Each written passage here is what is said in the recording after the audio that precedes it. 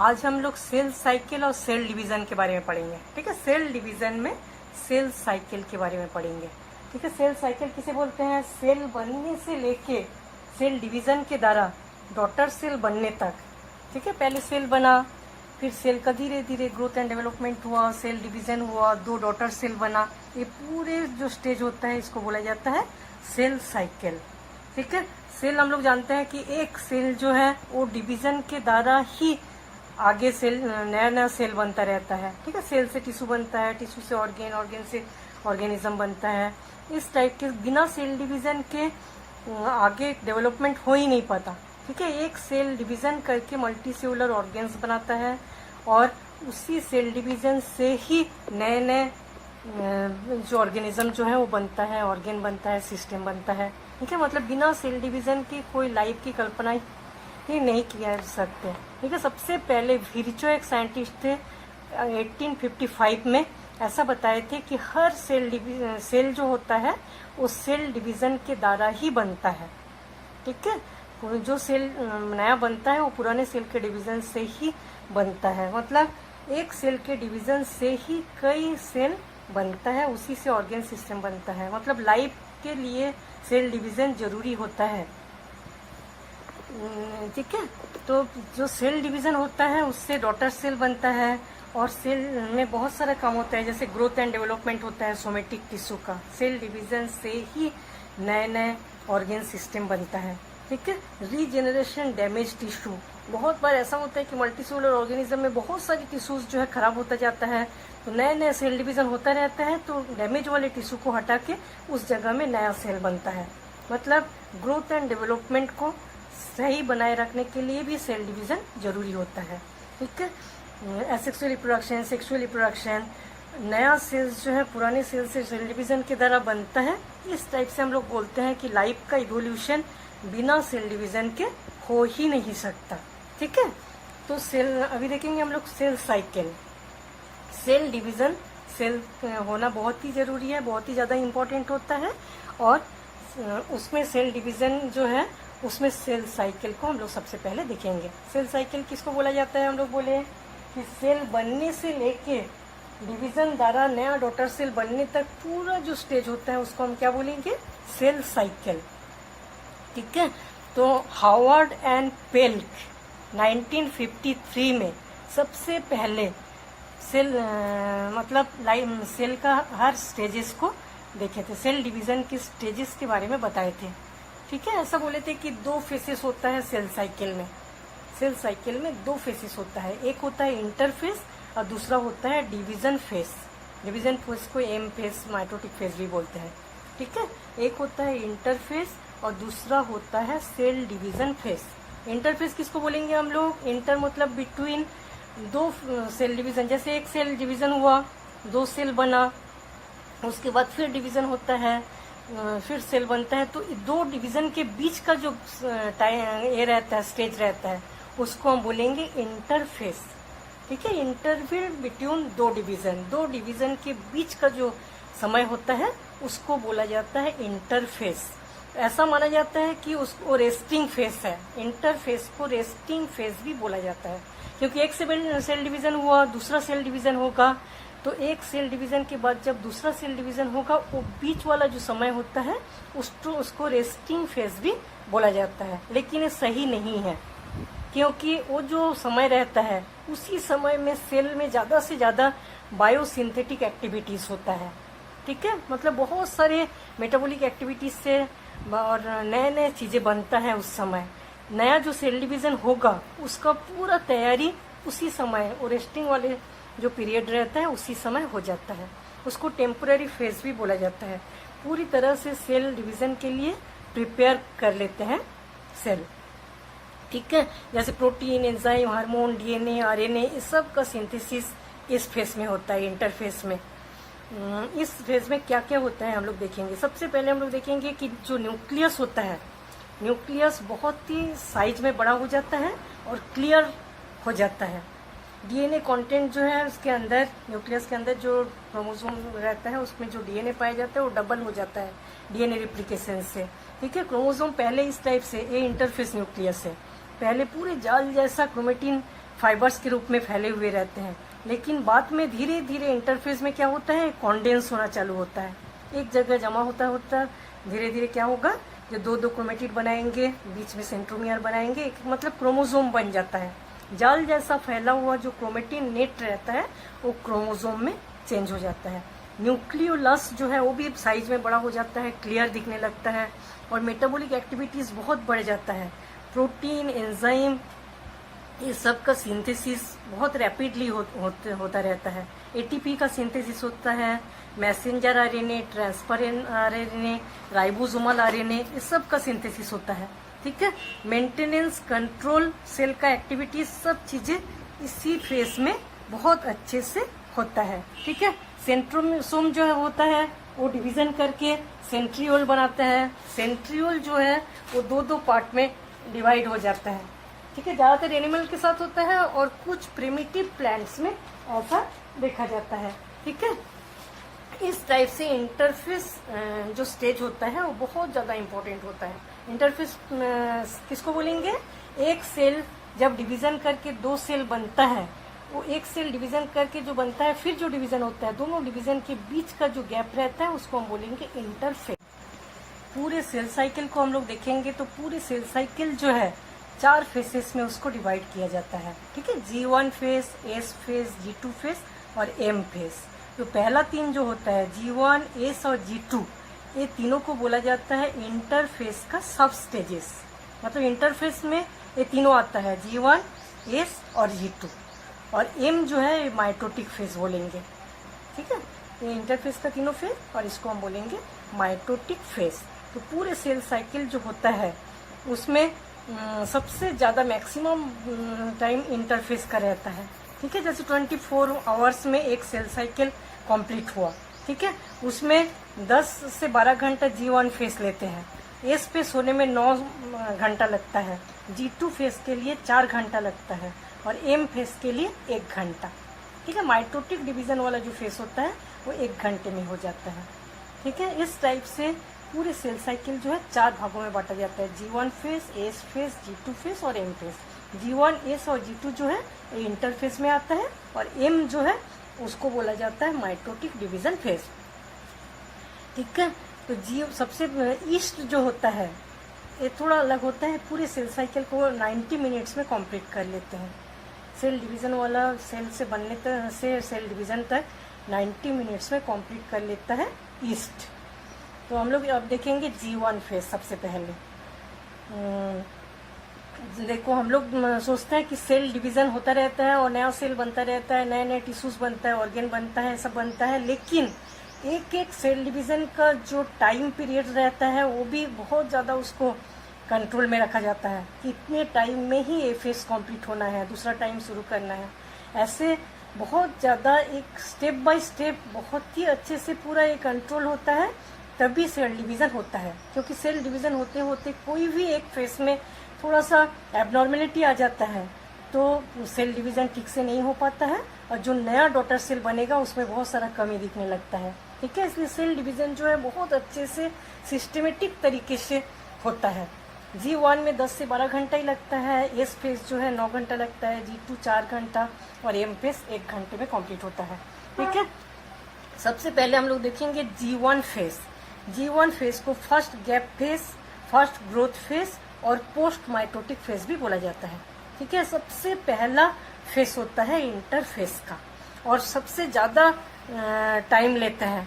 ठीक है, G1 is the largest stage, सबसे बड़ा स्टेज होता है सेल डिवीजन का। 30 से 40% तक टाइम पूरे सेल साइकिल का लेते हैं। ठीक है, इसमें क्या होता है, G1 फेज में सबसे पहले सेल डिवीजन आगे बढ़ना है कि नहीं इसका निर्णय लेते हैं। ठीक है, G1 फेज में न्यूक्लियस सेल डिवीजन का निर्णय लेते हैं कि अब सेल डिवीजन शुरू करना है। ठीक है, तो सेल साइज इसमें बढ़ जाता है और मतलब जो न्यूक्लियोटाइड जैसे adenine, guanine, cytosine, thymine, uracil, हम लोग जानते हैं कि डीएनए ये सब चीज़ों से बना होता है, प्यूरिन एंड पिरिमिडिन्स। ठीक है, तो ये सब जो न्यूक्लियोटाइड्स होता है वो न्यूक्लियस के अंदर ज़्यादा से ज़्यादा स्टोर होने लगता है। एंजाइम का सिंथेसिस होता है, एटीपी मॉलिक्यूल का सिंथेसिस होता है, और डीएनए रिप्लिकेशन के लिए जो जो चीज़ें चाहिए सब जमा होता है। आरएनए का सिंथेसिस होता है, कार्बोहाइड्रेट, प्रोटीन, लिपिड्स का सिंथेसिस होता है इस स्टेज में, ठीक है। क्रोमेटिन फाइबर्स जो है पूरे जाल जैसा फैला हुआ रहता है और धीरे धीरे कॉन्डेंस होना चालू हो जाता है, ठीक है। क्रोमोसोम नहीं बनता है इसमें, लेकिन कॉन्डेंस होना चालू कर देते हैं। इस टाइप से G1 फेज में बहुत सारे चीजें होता है, ठीक है। क्या क्या होता है? सेल का साइज बढ़ता है, बहुत सारी चीजों का सिंथेसिस होता है, न्यूक्लियोटाइड जैसे adenine, guanine, cytosine, thymine, uracil, ये सब चीजें न्यूक्लियस के अंदर स्टोर होता है। एंजाइम, एटीपी, ये सब सिंथेसिस होता है। डीएनए रिप्लिकेशन के लिए जो जो चीजें चाहिए सब इकट्ठा हो जाता है, ठीक है। आरएनए, कार्बोहाइड्रेट, प्रोटीन, लिपिड्स, ये सब का सिंथेसिस होता है। और क्रोमेटिन फाइबर्स जो जाल जैसा फैला हुआ रहता है वो कॉन्डेंस हो जाता है इस फेस में, G1 फेस में, ठीक है। अब हम देखेंगे एस फेस। इसके बाद एस फेस होता है। एस फेस जो है उसमें डीएनए रिप्लिकेशन होता है, मेनली उसमें डीएनए रिप्लिकेशन होता है, ठीक है। तो डीएनए जो है वो रिप्लिकेशन होता है डीएनए पॉलीमेरेज एंजाइम की प्रेजेंस में। प्यूरिन और पिरिमिडिन्स जो है वो जमा होता है। प्यूरिन पिरिमिडिन्स में क्या होता है? न्यूक्लियोटाइड्स आता है, adenine, guanine, cytosine, thymine, uracil, उस सब से डीएनए रिप्लिकेशन होता है। और डीएनए की मात्रा जो पहले सेल की मात्रा में डीएनए था उससे डबल हो जाता है, क्योंकि सेल डिवीजन से नए सेल में हो जाता है डीएनए, ठीक है। डीएनए की मात्रा जो है डबल हो जाता है। हर क्रोमोसोम जो है, ठीक है, उस क्रोमोसोम जो है उसमें दो दो क्रोमेटिड बन जाता है और बीच में सेंट्रोमियर, ठीक है। हिस्टोन प्रोटीन का सिंथेसिस होता है और न्यूक्लियोसोम बनता है, ठीक है। इस फेस में इतना कुछ होता है। डीएनए रिप्लिकेशन होगा। डीएनए रिप्लिकेशन के लिए प्यूरिन, पिरिमिडिन और डीएनए पॉलीमेरेज एंजाइम का हेल्प चाहिए। हर क्रोमोसोम जो है क्रोमेटिड मतलब जो क्रोमेटिन जाल जैसा फैला हुआ था वो क्रोमोसोम में चेंज हो जाता है, इसका मतलब है दो दो क्रोमेटिड बन जाता है और बीच में सेंट्रोमियर, ठीक है। हिस्टोन प्रोटीन का सिंथेसिस होता है, नया न्यूक्लियोसोम बनता है, एस फेज में होता है, ठीक है। अब हम देखेंगे G2 phase. G1 phase, S phase और G2 फेज, ये तीनों इंटरफेस का फेज होता है। इसको सेकेंड गैप फेज भी बोलते हैं और प्री माइटोटिक फेज भी बोलते हैं, ठीक है। और लास्ट फेज होता है इंटरफेज का। इसमें बहुत सारे प्रोटीन सिंथेसिस होता है, किसके लिए? स्पिंडल फाइबर फॉर्मेशन के लिए, ठीक है। बहुत सारे प्रोटीन का सिंथेसिस होता है जिससे स्पिंडल फाइबर्स का फॉर्मेशन होता है, ठीक है। उसके लिए प्रोटीन का सिंथेसिस होता है, इसमें स्पिंडल फाइबर्स बनता नहीं है। न्यूक्लियर वॉल्यूम बढ़ता है, न्यूक्लियस जो है वो थोड़ा बड़ा साइज का हो जाता है, ठीक है। और जितने सारे डीएनए रिप्लिकेशन हुआ एस फेस में, उस डीएनए रिप्लिकेशन में जितने भी डैमेज डीएनए था उस डीएनए का रिपेयरिंग होता है G2 फेस में, ठीक है। जो डैमेज डीएनए हुआ है उसका पूरा रिपेयरिंग होता है। उसके बाद बहुत सारे आरएनए का सिंथेसिस होता है, messenger RNA, transfer RNA, ribosomal RNA, ये सब का सिंथेसिस होता है। और सेल ऑर्गेनेल्स जो है इसमें बहुत सारा बन जाता है आगे सेल डिवीजन के बाद नए सेल में देने के लिए, जैसे mitochondria, plastid, centrioles, Golgi body, endoplasmic reticulum, ribosome, cytoplasm, ये सब का सिंथेसिस होने लगता है ज़्यादा से ज़्यादा, ठीक है। G2 फेज में, G2 फेज में क्या होता है? इंटरफेस का लास्ट फेज होता है। स्पिंडल फाइबर्स फॉर्मेशन के लिए प्रोटीन का सिंथेसिस होता है। डीएनए डैमेज जो डीएनए रहता है उसका रिपेयरिंग होता है। एटीपी का सिंथेसिस होता है और बहुत सारे आरएनए जैसे messenger RNA, transfer RNA, ribosomal RNA, ये सब का सिंथेसिस होता है। सेल ऑर्गेनेल्स बनता है, cytoplasm, mitochondria, plastid, centriole, Golgi body, endoplasmic reticulum, ribosome, ये सब चीज़ों का सिंथेसिस होने लगता है, ठीक है, ज़्यादा से ज़्यादा। ये तीनों फेज मन ऐसा लगता है कि ये तीनों फेज जो है बहुत बहुत ज़्यादा इम्पोर्टेंट होता है, क्योंकि कुछ भी न्यूट्रिएंट की कमी हो जाए, कुछ इनहेबिटर की उपस्थिति हो जाए तो ये फेज ठीक से हो नहीं पाता है, ठीक है। क्योंकि हर फेज जो है इसको कंट्रोल किया जाता है 3 जगह में, जैसे ये फेज होते होते भी 3 जगह में इसको चेक किया जाता है। जैसे G1 फेज सबसे पहले निर्णय लेता है कि सेल डिवीजन आगे बढ़ना है कि नहीं, क्योंकि कोई भी कमी जो पहले दिखता है उसको तो सेल डिवीजन को रोक दिया जाता है, ठीक है, उस सेल को खराब कर दिया जाता है, उसको बोलते हैं ऑटो किलिंग हो जाता है, ठीक है। जैसे G1 फेज में सबसे पहले G1 से जब G2 फेज में एस फेज में जाता है उस समय एक बार चेक होता है, फिर एस फेज से G2 फेज में जाता है, एक बार चेक होता है। फिर मेटाफेज एनाफेज के बीच में एक बार चेक होता है कि आगे बढ़ना है कि नहीं, पहले वाले जितने भी स्टेजेस हुआ वो ठीक से हुआ कि नहीं, ठीक है। क्योंकि कोई भी चीज़ ठीक से नहीं हो पाएगा तो नया जो डॉटर न्यूक्लियस बनेगा, डॉटर सेल बनेगा, उसमें कुछ ना कुछ एबनॉर्मेलिटी मिलने लगता है। जैसे क्रोमोसोम, ठीक है, क्रोमोसोम का नंबर हर स्पेसीज में हम लोग जानते हैं कि सेम होता है।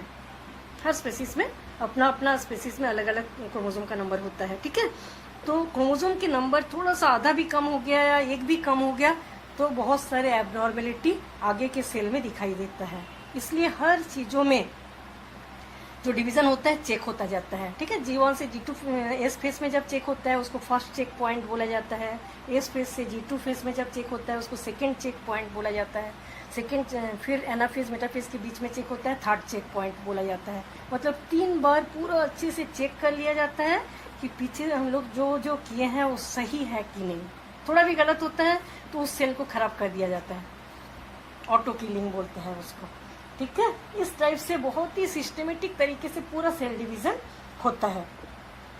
तो बहुत सारे प्रोटीन एंजाइम इसमें भाग लेते हैं, ठीक है। जैसे पॉजिटिव सिग्नल मिलने पर ही आगे बढ़ेंगे, नेगेटिव सिग्नल मिलने से आगे नहीं बढ़ते हैं, ठीक है। तो जो पॉजिटिव सिग्नल बनता है इसमें बहुत सारे प्रोटीन भाग लेते हैं। जैसे प्रोटीन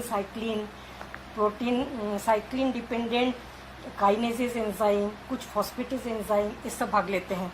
फर्स्ट जो चेकिंग पॉइंट होता है, ठीक है। उसके बाद P53, P21, ATM, ATK, ऐसा कुछ और प्रोटीन रहता है जो कि ये बोलते हैं कि आगे बढ़ना है ग्रोथ एंड डिवीजन के लिए या कौन से सेल को खराब करना है, ठीक है। सब मैसेज देते रहते हैं। इस टाइप से चेक होता जाता है हर स्टेज में, ठीक है। जैसे एक सेल डिवीजन हो रहा है तो इस जगह में एक बार G1 से एस फेज में एक बार चेक हुआ, ठीक है। उस चेक करने के बाद वो सही है तभी वो आगे फिर होता रहता है। फिर इस फेज में और चेक हो जाता है एस से G2 फेज में, ठीक है। उसके बाद फिर मेटाफेज एनाफेज में एक बार चेक होता है।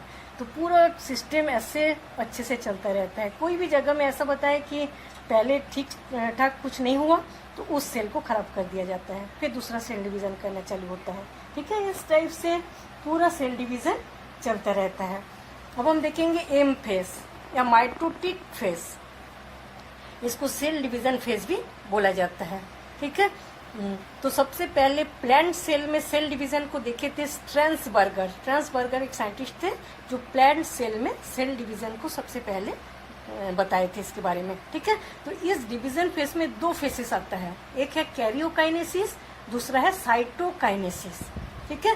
कैरियोकाइनेसिस जो है इसमें न्यूक्लियस, सेल के अंदर न्यूक्लियस रहता है, न्यूक्लियस के अंदर ही सब पूरा होता है, हम लोग जानते हैं जितने क्रोमेटिन नेट सब है ना। तो न्यूक्लियस का डिवीजन होता है, न्यूक्लियस आधा भाग में बढ़ जाता है और साइटोप्लाज्म भी दो भागों में बढ़ जाता है, तभी नया सेल बनता है ना। तो न्यूक्लियस जो बढ़ता है इसको हम बोलेंगे कैरियोकाइनेसिस, और साइटोकाइनेसिस किसको बोलेंगे, जो साइटोप्लाज्म सेल के अंदर के जो लिक्विड ऑर्गेनल्स है वो पूरा जब 2 भागों में बढ़ता है उसको हम बोलेंगे साइटोकाइनेसिस, साइटोप्लाज्म का डिवीजन, ठीक है। कैरियोकाइनेसिस जो है उसमें 4 स्टेज आता है, प्रोफेज, मेटाफेज, एनाफेज और टेलोफेज, ठीक है। डिप्टेरा एक इंसेक्ट है, उसके लार्वा सेल्स में ऐसा देखा गया कि एम फेज जो है सेल डिवीजन वाला फेज एब्सेंट रहता है, उसके सेलिवरी ग्लैंड क्रोमोसोम प्रेजेंट रहता है, उसमें सेलिवरी ग्लैंड क्रोमोसोम प्रेजेंट रहता है इंटरफेज में, ठीक है। इसलिए इस लार्वा में एम फेज एब्सेंट रहता है। और पी प्लांट में गोट्स क्लैक करके एक साइंटिस्ट थे जो 1978 से 1982 तक इसमें काम किए थे पी प्लांट्स में, ठीक है। उसने बोले कि जितना भी सेल डिवीजन होता है वो कंट्रोल रहता है कुछ स्पेसिफिक जीन्स के द्वारा, हर स्टेप जो होता है सेपरेट जीन से कंट्रोल होता है, ठीक है। पूरे जीन्स के द्वारा कंट्रोल होके ही एक एक सेल डिवीजन होता है।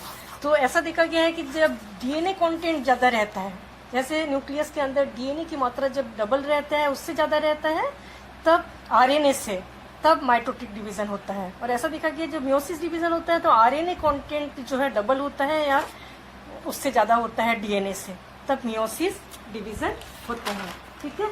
इस टाइप से जो इंटरफेस वाला जो स्टेज है वो कंप्लीट हो जाता है। आज हम लोग देखेंगे टाइप्स ऑफ सेल डिवीजन, ठीक है। इसमें एमाइटोसिस और माइटोसिस सेल डिवीजन देखेंगे। हम लोग जानते हैं कि हर जो सेल मल्टीसेलुलर ऑर्गेनिज्म बनता है एक सिंगल सेल के डिवीजन से, ठीक है। यूनिसेलुलर मल्टीसेलुलर ऑर्गेनिज्म दोनों में ग्रोथ, डेवलपमेंट, रिप्रोडक्शन, ये सब चीज़ों के लिए एक सेल से पहले एक सेल से 2 सेल बनता है, फिर 2 से 4 सेल बनता है, फिर 4 से 8 बनता है, 8 से 16, 16 से 32, ऐसे सेल डिवीज़न चलता ही रहता है, ठीक है। इस टाइप के सेल डिवीज़न को माइटोटिक सेल डिवीज़न बोला जाता है, जिसमें एक ही टाइप के सेल डिवीज़न करके नए नए सेल्स बनाते रहते हैं, ठीक है। एक ही टाइप के सेल डिवीज़न करके इसके अंदर जो न्यूक्लियस है वो डिवीज़न होगा, उसके बाद साइटोप्लाज्म 2 भागों में बट जाएगा और सेम टाइप के सेल बन जाएंगे। तो सेल डिवीज़न जो होता है उसमें पहले पहले कैरियोकाइनेसिस होता है। कैरियोकाइनेसिस का मतलब होता है न्यूक्लियस का डिवीज़न। सेल के अंदर जो न्यूक्लियस रहता है वो 2 भागों में बट जाता है, उसके बाद पूरे सेल का जो साइटोप्लाज्म है वो 2 भागों में बट जाता है, ठीक है। तो न्यूक्लियस का जो डिवीज़न होता है इसको बोला जाता है कैरियोकाइनेसिस, और साइटोप्लाज्म का जो डिवीज़न होता है इसको बोलते हैं साइटोकाइनेसिस। पहले कैरियोकाइनेसिस होता है, उसके बाद साइटोकाइनेसिस होता है हर सेल डिवीज़न में, ठीक है। सेल डिवीज़न को हम लोग 3 भागों में पढ़ते हैं। 3 टाइप के सेल डिवीज़न पाया जाता है, एमाइटोसिस, माइटोसिस और मियोसिस, ठीक है। तो सबसे पहले हम लोग देखेंगे एमाइटोसिस। एमाइटोसिस सेल डिवीज़न जो है इसको इंसिपिएंट सेल डिवीज़न बोलते हैं, मतलब primitive type of cell division. बहुत ही लोअर प्लांट्स जो है, प्लांट्स एनिमल्स में इस टाइप के डिवीज़न देखने को मिलता है, ठीक है। जैसे bacteria, cyanobacteria, yeast, fungi, lower algae, protozoa, amoeba, cartilage cell, mega nucleus और पैरामीशियम, पैरामीशियम के न्यूक्लियस, एंडोस्पर्म सेल, सीड्स के अंदर जो एंडोस्पर्म सेल रहता है उसमें भी एमाइटोसिस टाइप से सेल डिवीज़न देखने को मिलता है, ठीक है। फोर्टेल मेम्ब्रेन सेल, इस टाइप का जो सेल डिवीज़न होता है इसमें सबसे पहले जो न्यूक्लियस है, न्यूक्लियस लंबे हो जाते हैं, न्यूक्लियस लंबे हो जाते हैं, डम्बल शेप बोलते हैं इसको, ठीक है। उसके बाद इस न्यूक्लियस जो है 2 भागों में बट जाता है, ठीक है। पहले न्यूक्लियस 2 भागों में बट गया, उसके बाद पूरा जो सेल है उसमें बीच में ऐसा फुरो बनता है, कॉन्स्ट्रिक्शन बोलते हैं इसको, ठीक है। कॉन्स्ट्रिक्शन बनता है, अंदर की ओर चला जाता है और 2 भागों में बट जाता है। इस टाइप से दोनों न्यूक्लियस 2 भागों में बट गया और साइटोप्लाज्म भी 2 भागों में बट गया, ठीक है। तो 2 डॉटर सेल बन जाता है, इसको बोलेंगे एमाइटोसिस। सबसे पहले जो सेल है उसके न्यूक्लियस लंबे होना चालू कर देते हैं इस टाइप से, उसके बाद 2 भागों में बट जाता है न्यूक्लियस और पूरे सेल के बीच में इस टाइप का कॉन्स्ट्रिक्शन बन जाता है, वो अंदर तक चला जाता है और 2 भागों में बट जाता है और 2 नए नए सेल्स बन जाते हैं, ठीक है। इसको बोला जाता है amitosis type of cell division. तो इसमें lower plants, bacteria, cyanobacteria, yeast, fungi, lower algae, protozoa, amoeba, ये सब में इस टाइप का डिवीज़न देखने को मिलता है, ठीक है। आज हम पढ़ेंगे माइटोसिस सेल डिवीज़न के बारे में, ठीक है। माइटोसिस सेल डिवीज़न जो है इसको indirect cell division, somatic cell division, equational cell division भी बोलते हैं, ठीक है। माइटोस का मतलब होता है थ्रेड, पतली धागे जैसा स्ट्रक्चर, और ओसिस मतलब स्टेट, मतलब धागे जैसा स्ट्रक्चर वाला अवस्था, इसको हम बोलेंगे माइटोसिस। इस जो सेल डिवीज़न होता है इसमें सेल डिवाइड होता है 2 सेल में, एक सेल डिवीज़न करके 2 सेल बनाता है और इस सेल के जो कैरेक्टर रहता है, चाहे मात्रात्मक हो या गुणात्मक हो, कोई भी कैरेक्टर सेम डॉटर सेल में भी ऐसा ही रहता है, ठीक है।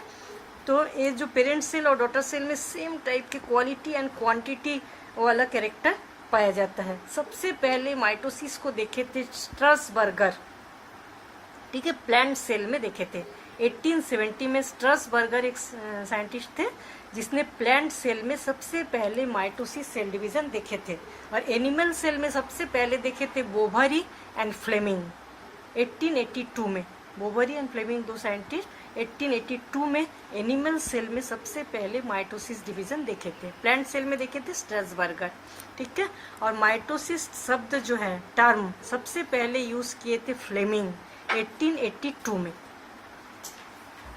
तो प्लांट सेल में माइटोसिस डिवीज़न सबसे ज़्यादा होता है मेरिस्टेमेटिक सेल्स में। मेरिस्टेमेटिक सेल सबसे ज़्यादा प्रेजेंट रहते हैं सूट एपेक्स, सूट के सबसे ऊपर वाला, स्टेम के सबसे ऊपर वाला भाग, रूट के सबसे नीचे वाला भाग, सूट एपेक्स, रूट एपेक्स, इस जगह में बहुत सारे मेरिस्टेमेटिक सेल प्रेजेंट रहते हैं, ठीक है। और मेरिस्टेमेटिक सेल्स में माइटोटिक सेल डिवीजन ही होता है। माइटोटिक सेल डिवीजन किस में होता है? सोमेटिक सेल और वेजिटेटिव सेल, ठीक है। तो ये मेरिस्टेमेटिक सेल्स जो है इसमें माइटोटिक सेल डिवीजन होता है। Shoot apex, root apex, young leaves, छोटे छोटे लीव्स, फ्लावर बर्ड्स, कैम्बियम, ये सब सेल में बहुत ज़्यादा डिवीज़न होता है और इसमें माइटोटिक सेल डिवीज़न से ही डिवीज़न होता है, ठीक है। और एनिमल सेल में जैसे ब्लड सेल का जो प्रोडक्शन होता है, स्किन सेल नए नए हमेशा बनते रहते हैं, गट एपिथेलियम, ये सब सेल जो है एनिमल में, ये सब सेल में माइटोटिक सेल डिवीज़न पाया जाता है, ठीक है। माइटोटिक सेल डिवीज़न से क्या होता है?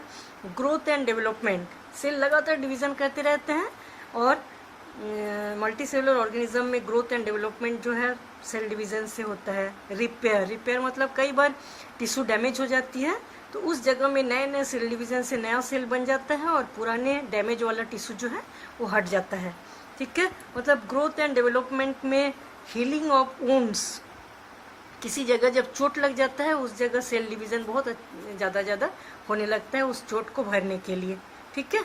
रिप्लेसमेंट ऑफ डैमेज ऑर्गेन, इस सब चीज़ों के लिए माइटोटिक सेल डिवीज़न बहुत ज़्यादा ज़रूरी होता है।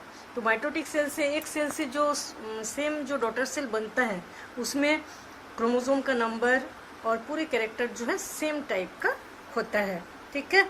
तो माइटोटिक सेल डिवीज़न का स्टडी हम लोग प्रैक्टिकल लैब में कैसे करते हैं? जो ऑनियन रूट टिप होता है, ऑनियन प्लांट्स का जो रूट टिप होता है, उस रूट टिप जो है उसको सेक्शन करके हम लोग जब देखते हैं तो माइटोसिस सेल डिवीज़न के सभी से स्टेज जो है, प्रोफेज, मेटाफेज, टेलोफेज, एनाफेज, ये सभी स्टेज बहुत अच्छे से दिखता है, ठीक है। ऑनियन रूट टिप का स्टडी करने पर हमको माइटोसिस सेल डिवीज़न के सभी स्टेजेस जो है वो अच्छे से दिखता है, ठीक है। अभी हम लोग देखेंगे माइटोसिस सेल डिवीज़न जो है दो भागों में डिवाइड रहता है, मतलब दो स्टेजेस पाया जाता है इसमें। एक स्टेजेस को बोला जाता है कैरियोकाइनेसिस और दूसरे को बोला जाता है साइटोकाइनेसिस, ठीक है। कोई भी सेल डिवीज़न होता है उसके अंदर के जो न्यूक्लियस रहता है वो दो भागों में बंटता है, उसके बाद सेल के अंदर के जो साइटोप्लाज्म रहता है वो भी दो भागों में बंट जाता है, ठीक है। न्यूक्लियस जब दो भागों में बंटता है उसको बोला जाता है कैरियोकाइनेसिस, और साइटोप्लाज्म जब दो भागों में बंटता है सेल का उसको बोला जाता है साइटोकाइनेसिस, ठीक है। तो इस माइटोसिस सेल डिवीज़न में सबसे पहले कैरियोकाइनेसिस होता है, उसके बाद साइटोकाइनेसिस होता है, ठीक है। तो कैरियोकाइनेसिस को सबसे पहले हम लोग देखेंगे। कैरियोकाइनेसिस जो है न्यूक्लियस सेल डिवीज़न, ठीक है, इसमें 4 स्टेजेस पाया जाता है। एक प्रोफेज, मेटाफेज, एनाफेज, टेलोफेज। मतलब न्यूक्लियस जो डिवीज़न होता है वो धीरे धीरे डिवीज़न होता रहता है, दो भागों में बंटता है, उसको 4 स्टेजेस में डिवाइड करके हम लोग पढ़ते हैं। सबसे पहला है प्रोफेज, दूसरा मेटाफेज, एनाफेज और टेलोफेज, ठीक है। सबसे पहले हम लोग देखेंगे प्रोफेज।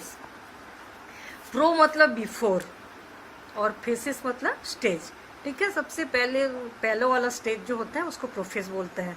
लॉन्गेस्ट ड्यूरेशन, मतलब हम लोग पढ़े थे सेल साइकिल में, जो पूरे सेल साइकिल चलता है, सेल डिवीज़न चलता है, वो उसमें 20 आवर्स में 1 आवर जो है उसमें ये डिवीज़न होता है, ठीक है, माइटोटिक डिवीज़न होता है। तो माइटोटिक डिवीज़न के 1 आवर में सबसे लंबा फेज होता है प्रोफेज, ठीक है। लॉन्गेस्ट ड्यूरेशन स्टेज होता है प्रोफेज, ठीक है। तो 71 minutes onion root tip cells में लगता है पूरा डिवीज़न कंप्लीट होने में, और 102 मिनट लगता है न्यूरोब्लास्ट ऑफ ग्रासहॉपर। ग्रासहॉपर के न्यूरोब्लास्ट जो सेल होता है उसमें 102 मिनट लगता है ये चारों फेज कंप्लीट होने में, ठीक है।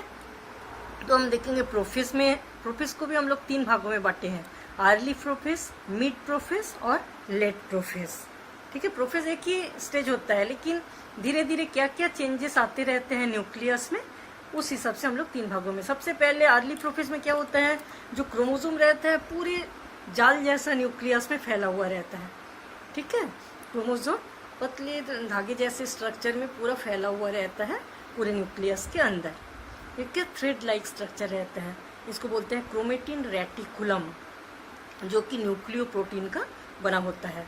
और न्यूक्लियर मेम्ब्रेन क्लियर रहता है, न्यूक्लियोलस भी बहुत अच्छे से स्पष्ट दिखता है, ठीक है। सो पहले प्रोफेज के पहला स्टेज में ही होगा कि क्रोमेटिन पूरा जाल जैसा फैला हुआ रहता है पूरे न्यूक्लियस में, न्यूक्लियोलस क्लियर दिखता है और न्यूक्लियर मेम्ब्रेन भी बहुत अच्छे से क्लियर रहता है, ठीक है। और सेकंड में आता है मिड प्रोफेज।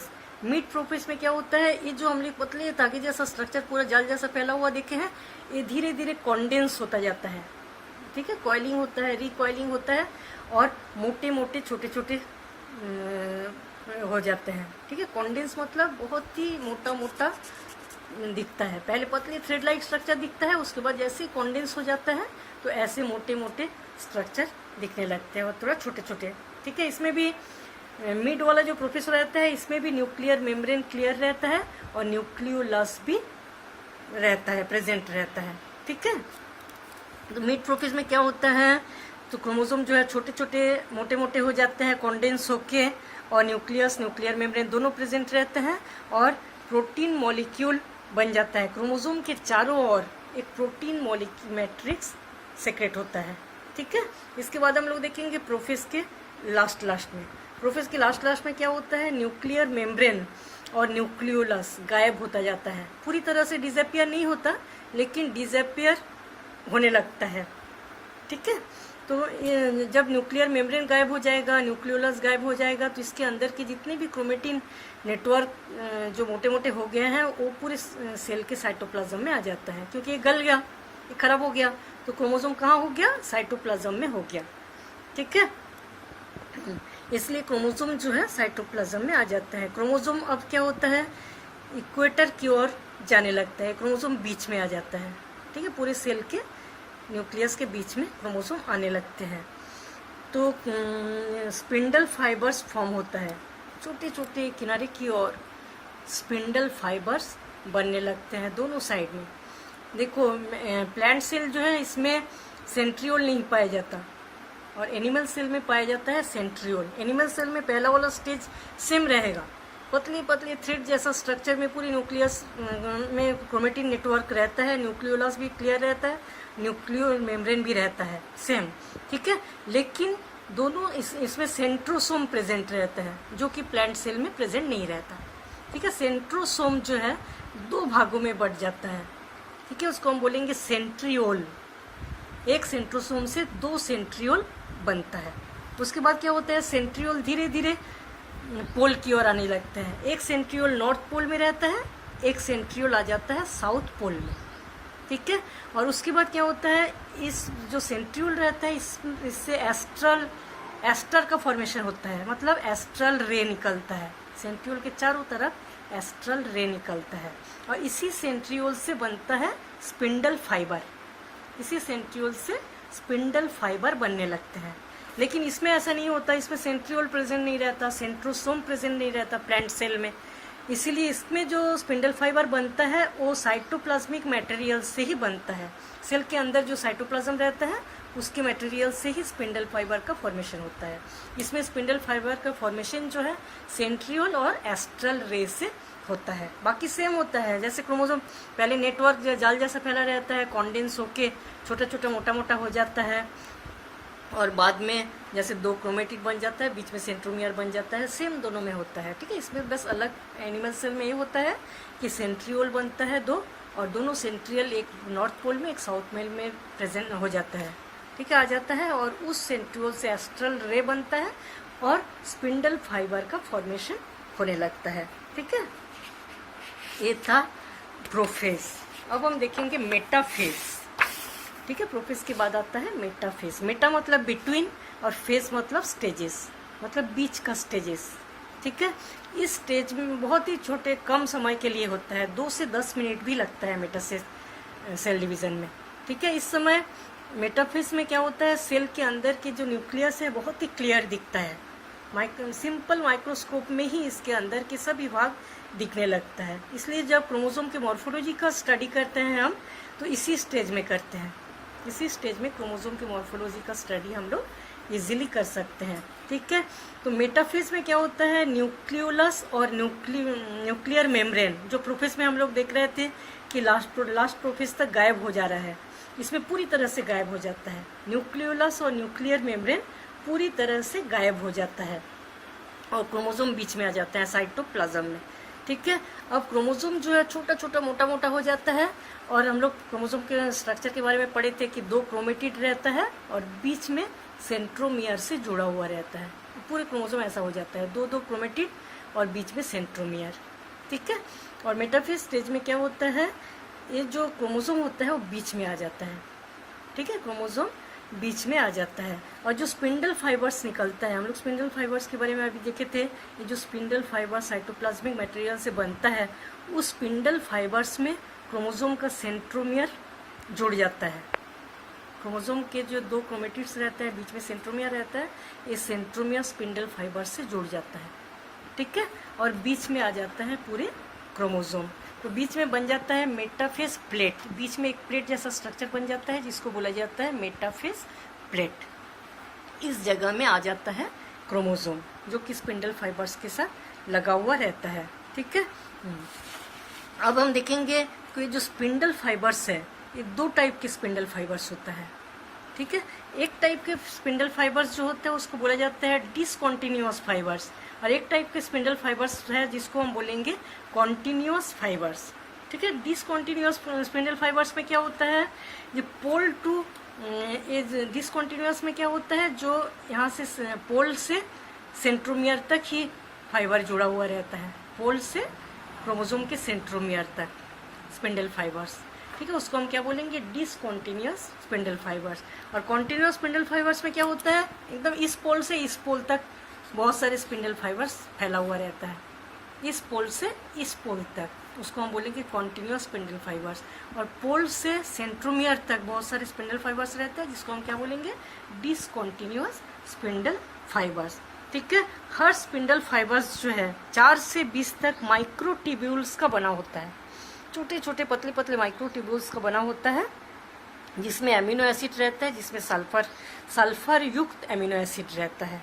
ठीक है, केमिकली 95 से 97% ट्यूब्यूलिन प्रोटीन एंड 3 से 5% आरएनए का बना होता है।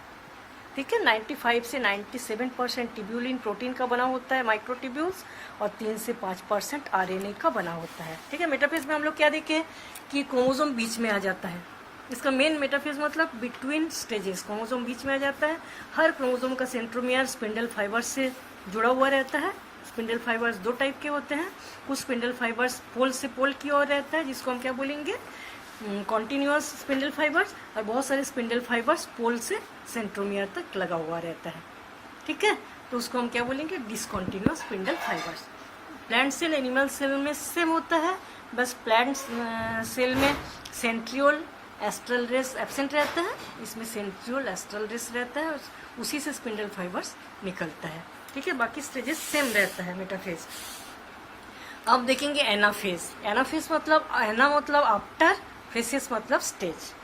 ठीक है, मेटाफेज के बाद आता है एनाफेज स्टेज। एनाफेज स्टेज सबसे कम समय वाला होता है, 2 से 3 मिनट में कंप्लीट हो जाता है एनाफेज स्टेज। ठीक है, इसमें जो सेंट्रोमियर, एनाफेज स्टेज में क्या होता है, सेंट्रोमियर, इसको देखेंगे हम लोग। ठीक है, एनाफेज ये है स्पिंडल फाइबर्स जो न्यूक्लियस के अंदर हम लोग देखे हैं। ठीक है, स्पिंडल फाइबर्स में सेंट्रोमियर लगा हुआ रहता है। क्रोमोसोम के बीच का, क्रोमोसोम हम लोग जानते हैं 2 क्रोमेटिड्स और बीच में सेंट्रोमियर, ये सेंट्रोमियर वाला भाग जो है स्पिंडल फाइबर्स के साथ लगा हुआ रहता है। ठीक है, तो एनाफेज स्टेज में क्या होता है, सेंट्रोमियर 2 भागों में बट जाता है। सेंट्रोमियर जो है 2 भागों में बट गया, दोनों भाग में बट जाने से जो दोनों क्रोमेटिड से अलग अलग हो जाता है, दोनों क्रोमेटिड्स अलग अलग हो जाता है। इससे क्या होता है, क्रोमोसोम की संख्या जो है डबल हो जाता है न्यूक्लियस के अंदर। ठीक है, सबसे पहले सेंट्रोमियर दोनों अलग हाफ हाफ हो जाता है, तो क्रोमेटिड्स भी हाफ हाफ हो गया क्रोमोसोम। इसके बाद क्या होता है, ऊपर की ओर जाने लगता है एक आधा भाग, और आधा भाग नीचे की ओर जाने लगता है। ठीक है, इस टाइप से आधा भाग ऊपर चला गया, आधा भाग नीचे, तो पूरी तरह से ऊपर नीचे हो जाता है। ठीक है, तो इसको हम धीरे धीरे देखेंगे। सबसे छोटा ड्यूरेशन होता है 2 से 3 मिनट का समय होता है एनाफेज।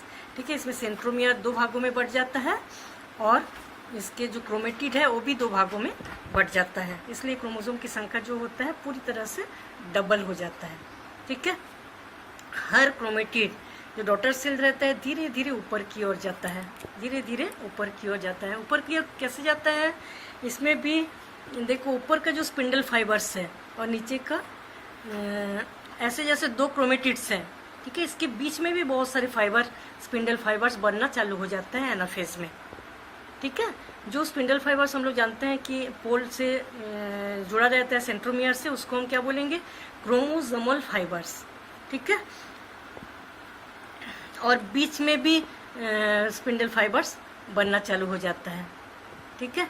तो दो टाइप के स्पिंडल फाइबर्स बनते हैं। बीच के जो स्पिंडल फाइबर्स रहता है वो एक्सपांसन करता है, वो स्पिंडल फाइबर्स ऐसे फैल जाता है। फैलने से क्या होता है, ऊपर की ओर क्रोमेटिड्स को धक्का देता है और इसके नीचे की ओर भी क्रोमेटिड्स को धक्का देगा। और ऊपर का जो स्पिंडल फाइबर्स रहता है वो कॉन्ट्रैक्शन होता है, उसमें वो खींचता है ऊपर की ओर क्रोमेटिड्स को, और नीचे से स्पिंडल फाइबर्स भी नीचे की ओर क्रोमेटिड्स को खींचता है, ठीक है। इस टाइप से क्या हो जाता है, दो टाइप के चीजें हो जाता है। इंटरजोनल फाइबर्स जो है एक्सपांड्स होता है, फैल जाता, मतलब धक्का देता है दोनों साइड से क्रोमोसोम को, और ऊपर की ऑपोजिट पोल पर क्रोमोसोम को भेजने के लिए काम करता है, इसको हम बोलेंगे पुशिंग। और दूसरे टाइप का जो क्रोमोसोमल फाइबर्स होता है वो कॉन्ट्रैक्शन होता है, ठीक है। किनारे के जो क्रोमोसोमल फाइबर्स है उसमें कॉन्ट्रैक्शन, वो खींचते हैं नीचे की ओर क्रोमोसोम को, ठीक है। तो इसको बोलेंगे pulling. Pushing and pulling mechanism इसमें काम करता है, ठीक है। ऊपर का जो फाइबर्स है वो सिकुड़ता है और इसको ऊपर ले जाता है, इसको नीचे ले आता है, और बीच वाला जो फाइबर होता है वो एक्सपांड होता है, फैलता है, तो इसको ऊपर धक्का दे देता है, इसको नीचे धक्का देता है। इस टाइप से क्या होता है, जो क्रोमोसोम्स है वो दोनों पोल की ओर पहुंच जाते हैं, आधा आधा होके। क्रोमेटिड्स, सेंट्रोमियर आधा हो गया, क्रोमेटिड्स भी जैसे 4 क्रोमेटिड्स रहता है उसमें 2 क्रोमेटिड्स ऊपर चला गया, 2 क्रोमेटिड्स नीचे, इस टाइप से क्रोमोसोम की संख्या डबल हो गया।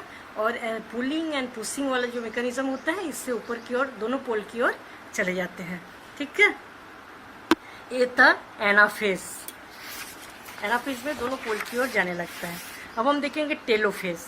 टेलोफेज मतलब एंड स्टेज, सबसे लास्ट वाला जो स्टेज होता है इसको टेलोफेज बोलते हैं। इसको होने में 1 घंटा लगता है, ठीक है। इसको बोला जाता है ऑपोजिट टू प्रोफेज। जैसे हम लोग प्रोफेज में देखे थे उसका पूरा ऑपोजिट इसमें होता है, इसको रिवर्स प्रोफेज भी बोलते हैं, ठीक है।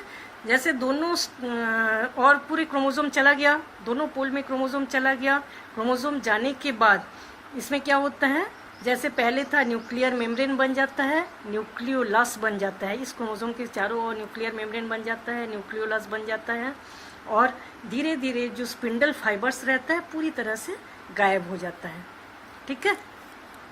देखो सबसे पहले क्या होता है, डॉटर क्रोमोसोम दोनों साइड में दोनों चला गया, दोनों के चारों ओर nucleus, nucleolus, endoplasmic reticulum, Golgi body सबका फॉर्मेशन हो जाता है, और एक क्या होता है, स्पिंडल फाइबर्स जो है पूरी तरह से गायब हो जाता है, ठीक है।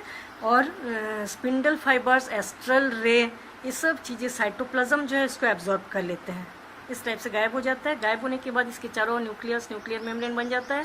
इसके अंदर के जो मतलब कॉन्डेंस वाला जो क्रोमोसोम था वो फिर जाल जैसा क्रोमोसोम बन जाता है। इसका हाइड्रोलाइसिस हो जाता है डीएनए का, और पूरे जाल जैसा क्रोमेटिन नेट बन जाता है, जो सबसे पहले प्रोफेज में हम लोग देखे थे, ठीक है। अब दोनों न्यूक्लियस अलग हो गया, एक न्यूक्लियस के आधा क्रोमेटिड्स ऊपर चला गया, आधा नीचे चला गया, उसके चारों ओर न्यूक्लियर मेम्ब्रेन बन गया, न्यूक्लियोलस बन गया। इस टाइप से एक न्यूक्लियस जो है 2 न्यूक्लियस में बढ़ जाता है, ठीक है। ये होता है टेलोफेज में। एनिमल सेल में भी सेम ऐसा ही होता है, लेकिन एनिमल सेल में जो एस्ट्रल रेज, स्पिंडल फाइबर सब गायब हो जाता है। लेकिन हम लोग जानते हैं प्लांट सेल के चारों ओर मोटे सेल वॉल पाया जाता है जो कि रिजिड होता है, ठीक है। तो इसमें, और एनिमल सेल जो है इसमें प्लाज्मा मेम्ब्रेन पाया जाता है सबसे बाहर। तो प्लाज्मा मेम्ब्रेन जो है बीच की ओर सिकुड़ना चालू करते हैं, मतलब बीच की ओर एक कॉन्स्ट्रिक्शन या फुरो बन जाता है, ठीक है। धीरे धीरे वो अंदर की ओर बढ़ना चालू कर देता है, जैसे एमाइटोसिस में हम लोग देखे थे। और ऊपर के न्यूक्लियस अलग हो जाता है, नीचे का अलग हो जाता है, और साइटोप्लाज्म भी 2 भागों में बंटना चालू हो जाता है, ठीक है। बट के 2 डॉटर सेल बन जाता है। और इसमें क्या होता है, लेकिन टेलोफेज में हम लोग डॉटर सेल तक नहीं देखेंगे। टेलोफेज में इतना ही देखेंगे कि दोनों साइड क्रोमोसोम चला गया क्रोमेटिड, उसके चारों ओर न्यूक्लियर मेम्ब्रेन फॉर्मेशन हो गया, न्यूक्लियोलस फॉर्मेशन हो गया, और क्रोमेटिड जो है पतला धागे जैसा स्ट्रक्चर जो प्रोफेस में था ऐसा बन गया। ठीक है, इसके बाद वाला जो स्टेज होता है 2 डॉटर सेल बनने वाला, इसको हम बोलेंगे साइटोकाइनेसिस। इस स्टेज को बोला जाता है साइटोकाइनेसिस। अभी तक जो 4 स्टेजेस हम लोग देखे उसको बोलते हैं कैरियोकाइनेसिस, जिसमें प्रोफेस, मेटाफेस, एनाफेस और टेलोफेस आता है। ठीक है, ये सेकेंड वाला स्टेज है, इसको हम बोलेंगे साइटोकाइनेसिस। साइटोकाइनेसिस का मतलब क्या होता है? साइटोप्लाज्म का डिवीजन। मतलब न्यूक्लियस जब 2 भागों में बट गया, उसके बाद इसके अंदर की जो साइटोप्लाज्म है वो भी 2 भागों में बट जाएगा। ठीक है, तो प्लांट सेल में क्या होता है? जो गोल्गी वेसिकल, मतलब जो गोल्गी बॉडी होता है, एंडोप्लाज्मिक रेटिकुलम रहता है और स्पिंडल माइक्रोट्यूब्यूल्स, मतलब जो स्पिंडल फाइबर्स हम लोग देखे थे अभी तक डिवीजन में काम आ रहा था, वो स्पिंडल फाइबर्स जो है वो भी साइटोप्लाज्म में आ जाता है। तो वो सब चीज़ों सब जमा होके सेंटर में जमा हो जाता है और बनाता है सेल प्लेट। ठीक है, Golgi body, endoplasmic reticulum, spindle microtubules, ये सब चीज़ फ्यूज होके बीच में सेल प्लेट का फॉर्मेशन करता है। और इस सेल प्लेट क्या होता है? बढ़ता जाता है, बढ़ के ऐसे पूरे यहाँ से यहाँ तक हो जाता है और 2 सेल अलग अलग हो जाता है। ठीक है, इसमें भी साइटोप्लाज्म न्यूक्लियस, इसमें भी साइटोप्लाज्म न्यूक्लियस। ठीक है, इसमें कैल्शियम, मैग्नीशियम, पैक्टेट जमा हो जाता है, और जो लोअर प्लांट्स रहते हैं उसमें पैक्टिन, हेमिसेलुलोज, सेलुलोज इस बीच में जमा हो जाता है और चारों तरफ ये धीरे धीरे बन जाता है।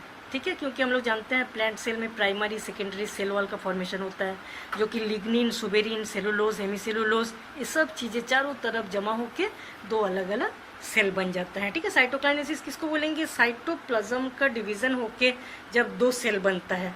ठीक है, न्यूक्लियस डिवीजन होके 2 न्यूक्लियस बन गया, साइटोप्लाज्म डिवीजन होके 2 सेल, इस टाइप से साइटोप्लाज्म और न्यूक्लियस मिला के 1 सेल बन गया, साइटोप्लाज्म न्यूक्लियस मिला के 1 सेल बन गया। ठीक है, और इसमें क्या होता है? प्लाज्मा मेम्ब्रेन रहता है, इसलिए ये संकुचित हो जाता है। ये सेल वॉल मोटा रहता है, इसलिए संकुचित नहीं हो पाता, ये अंदर की ओर बढ़ना चालू हो जाता है। इसको हम बोलेंगे फुरो। ठीक है, या कॉन्स्ट्रिक्शन ऐसा बनता है, वो अंदर की ओर डीप जाता रहता है, ऐसे डीप जाते जाते 2 भागों में बढ़ जाता है। ऊपर के भाग जो है उसमें भी न्यूक्लियस के अंदर जो क्रोमेटिन नेट बन जाता है, न्यूक्लियोलस बन जाता है, न्यूक्लियर मेम्ब्रेन बन जाता है, और साइटोप्लाज्म भी 2 भागों में बढ़ जाता है। इसमें जो सबसे बाहर का जो प्लाज्मा मेम्ब्रेन रहता है, इसके नीचे माइक्रोफिलामेंट जमा हो जाता है। ठीक है, माइक्रोफिलामेंट जमा होके पूरे चारों तरफ एक बनाता है, उसी से नए सेल डेवलप होने में हेल्प करता है। ठीक है, ठीक प्लाज्मा मेम्ब्रेन के नीचे इसको बोला जाता है सेंट्रीपिटल टाइप से इसके वॉल मटेरियल जो है ये पूरा बनता है। यहाँ सेंट्रीफ्यूगल माइटोटिक पॉइजन, देखो बहुत सारे जैसे माइटोटिक सेल डिवीजन होता रहता है, उस समय कुछ कुछ कॉम्पाउंड बन जाता है कई बार, और उस कॉम्पाउंड ने क्या करता है? माइटोटिक सेल डिवीजन जो है उसके प्रोसेस को ठीक से होने नहीं देता। इस टाइप का जो कंपाउंड सेल डिवीजन के बीच में बनता है उसको बोला जाता है माइटोटिक पॉइजन। ठीक है, कुछ माइटोटिक पॉइजन हम लोग देखेंगे जैसे colchicine, ribonuclease enzyme, mustard gas, ये सब चीज़ें जो है सेल डिवीजन के बीच में बन जाएगा तो सेल डिवीजन ठीक से हो नहीं पाता है। ठीक है, कोल्चिसिन जो एक एल्केलॉइड्स होता है जो कि कोल्चिकम ऑटमनल प्लांट्स में पाया जाता है। ठीक है, कोल्चिसिन एक एल्कोइड्स होता है, वो alkaloids colchicine colchicum autumnal plants में पाया जाता है, जो क्या करता है? स्पिंडल फाइबर्स जो मेटाफेस के लास्ट में बनता है, मेटाफेस में हम लोग जानते हैं पूरे स्पिंडल फाइबर्स बनता है, उसके बीच बीच में क्रोमोसोम रहता है, तो स्पिंडल फाइबर्स जो है उसको डिस्ट्रॉय कर देते हैं, स्पिंडल फाइबर्स को ही पूरी तरह से खराब कर देते हैं। स्पिंडल फाइबर्स खराब हो जाने से क्या हो जाएगा? इसके अंदर जितने भी क्रोमोसोम है ऊपर नहीं, पोल में नहीं पहुंच पाएगा, पोल में नहीं पहुंच पाएगा तो सेल 2 भागों में डिवाइड नहीं होगा। लेकिन यहाँ क्रोमेटिड्स भी 2-2 भागों में डिवाइड हो गया, सेंट्रोमियर भी 2-2 भागों में डिवाइड हो गया, इसलिए क्रोमोसोम की संख्या पूरा डबल हो जाता है और सेल डिवीजन आगे बढ़ नहीं पाता है। इस टाइप का जो सेल डिवीजन होता है इसको बोला जाता है एंडोमाइटोसिस। ठीक है, स्पिंडल फाइबर्स को खराब कर देता है, इसलिए जितने भी सेल क्रोमोसोम अंदर रहता है वो पोल, दोनों पोल की ओर जा नहीं पाता है और सब आधा आधा हो जाता है, सेंट्रोमियर आधा, क्रोमोसोम आधा, इसलिए इसका संख्या पूरा डबल हो जाता है और पूरे साइटोप्लाज्म में ही तैरता रहता है। इस टाइप का जो सेल, इसमें सेल डिवीजन आगे और नहीं बढ़ पाता। इस टाइप के जो सेल डिवीजन होता है इसको बोला जाता है एंडोमाइटोसिस। ठीक है, कोल्चिसिन इस टाइप का काम करते हैं। राइबोन्यूक्लियस एंजाइम क्या करता है, सेल डिवीजन को इनहिबिट कर देता है प्रोफेज स्टेज में ही। जो प्रोफेज का स्टेज सबसे पहला वाला स्टेज होता है उसी में मतलब ऐसा कर देता है कि रिएक्शन आगे बढ़ ही नहीं पाता है। राइबोन्यूक्लियस एंजाइम इनहिबिट कर देता है पूरे एक्टिविटीज़ को, ठीक है। और मस्टर्ड गैस क्या करता है, क्रोमोसोम को छोटे छोटे बहुत सारे टुकड़ों में ब्रेक कर देता है। जैसे बहुत थ्रेड लाइक स्ट्रक्चर प्रोफेज में रहता है, उस थ्रेड को कई टुकड़ों में बांट देता है, ठीक है। इतने छोटे छोटे पार्ट्स में बांट देने से क्या होता है, आगे का सेल डिवीज़न का कोई प्रोसेस ठीक से हो नहीं पाता है। इस टाइप के सेल डिवीज़न चलते समय बहुत सारे कंपाउंड्स क्या करता है, सेल डिवीज़न के प्रोसेस को इनहिबिट कर देता है। इस टाइप की जो चीज़ें होता है इसको बोला जाता है माइटोटिक पॉइजन। वो माइटोटिक डिवीज़न कंप्लीट हो जाता है। आज हम पढ़ेंगे cell cycle and cell division में मियोसिस डिवीज़न के बारे में, ठीक है। मियोसिस डिवीज़न, इसके पहले हम लोग माइटोसिस, एमाइटोसिस 2 डिवीज़न देखे हैं। थर्ड है meiosis division. Meiosis division term जो है सबसे पहले दिए थे फार्मर एंड मोरे 2 साइंटिस्ट थे जो मियोसिस डिवीज़न का नाम मियोसिस दिए थे, ठीक है। हम लोग जानते हैं सोमेटिक सेल में, हायर ऑर्गेनिज्म में जो सोमेटिक सेल होता है उसमें माइटोसिस डिवीज़न होता है। सोमेटिक सेल मतलब पूरे शरीर के सभी सेल जो है सोमेटिक सेल बोला जाता है, उसमें माइटोसिस डिवीज़न होता है। और माइटोसिस डिवीज़न से एक सेल से 2 सेल, 2 सेल से 4 सेल ऐसे बन के सेल डिवीज़न से ही पूरा बॉडी बनता है, हम लोग जानते हैं, उसको सोमेटिक सेल बोलेंगे, ठीक है। और ये जो मियोसिस डिवीज़न होता है इसको रिप्रोडक्टिव सेल बोला जाता है। रिप्रोडक्टिव सेल में ही मियोसिस डिवीज़न होता है, ठीक है। कोई भी हम लोग जानते हैं कि male and female gametes, male gamete and female gamete के फ्यूज़न से क्या बनता है, डिप्लॉयड जाइगोट, ठीक है। और हर लिविंग ऑर्गेनिज्म का जो सेल होता है उसमें क्रोमोसोम का नंबर फिक्स रहता है। हर लिविंग ऑर्गेनिज्म में जो सेल होता है उसमें क्रोमोसोम का नंबर सेम होता है। जैसे ह्यूमन में 46 क्रोमोसोम पाया जाता है, 23 पेयर क्रोमोसोम पाया जाता है, ठीक है। तो उसमें मियोसिस डिवीज़न होगा तो जैसे 46 क्रोमोसोम दोनों में मियोसिस डिवीज़न होगा तो कितना हो जाएगा, 90 के ऊपर हो जाएगा, 92 क्रोमोसोम हो जाएगा। तो इस टाइप से सेल के अंदर क्रोमोसोम बढ़ने से भी पूरा मतलब एबनॉर्मल एक्टिविटीज़ हो जाएगा, है ना। इसीलिए क्या होता है, पहले सेल को जैसे 46 क्रोमोसोम जो है 23 करके पहले आधा होगा, दोनों सेल में आधा क्रोमोसोम का नंबर होना पड़ेगा, तभी जो फ्यूज़न से डिप्लॉयड जाइगोट बनेगा उसमें 46 क्रोमोसोम पाया जाएगा, ठीक है। इसलिए मियोसिस डिवीज़न से क्या होता है, क्रोमोसोम का नंबर जो होता है आधा किया जाता है, आधा करने के बाद सेक्सुअल रिप्रोडक्शन से डिप्लॉयड जाइगोट बनता है, जिसमें क्रोमोसोम का नंबर फिर फिक्स हो जाता है, जितना था पहले ऐसे ही हो जाता है, ठीक है। तो क्या हुआ, सोमेटिक सेल, पूरे बॉडी में जितने भी सेल होता है उसको बोला जाता है सोमेटिक सेल। सोमेटिक सेल में क्या डिवीज़न होता है, माइटोटिक डिवीज़न। माइटोटिक डिवीज़न से एक सेल से 2 सेल, 2 सेल से 4 सेल ऐसे बनता रहता है। और कोई भी ऑर्गेनिज्म जो होता है उसमें ग्रोथ एंड डेवलपमेंट इसी टाइप से होता है, सोमेटिक सेल डिवीज़न से ही ग्रोथ एंड डेवलपमेंट होता है। लेकिन जो सेक्सुअल रिप्रोडक्शन से जब डॉटर सेल बनता है उस समय क्या होता है, हम लोग जानते हैं कि 2 गैमेट के फ्यूज़न से सेक्सुअल रिप्रोडक्शन होता है, ठीक है। 2 गैमेट्स के फ्यूज़न से जो डिप्लॉयड बनेगा उसमें क्रोमोसोम का नंबर उतना ही होना चाहिए जितना कि सोमेटिक सेल में होता है, बॉडी के बाकी सेल में जो होता है। इसीलिए क्या होता है, पहले सेल के क्रोमोसोम के नंबर को आधा किया जाता है, उसके बाद फिर दोनों के फ्यूज़न से जो क्रोमोसोम नंबर पहले था उतना होता है। तो इस टाइप का जो डिवीज़न जिसमें क्रोमोसोम का नंबर हाफ हो जाता है उसको बोला जाता है मियोसिस डिवीज़न, ठीक है। प्रोडक्शन ऑफ ऑफस्प्रिंग, जो मेल एंड फीमेल गैमेट से जो ऑफस्प्रिंग बनता है सेक्सुअल रिप्रोडक्शन से, हम लोग जानते हैं 2 गैमेट्स के फ्यूज़न से होता है, male gamete and female gamete. Human में टेस्टिस एंड ओवरी में होता है ना। तो उससे दोनों में हैप्लॉयड गैमेट होता है, जो दोनों गैमेट होता है हैप्लॉयड होता है।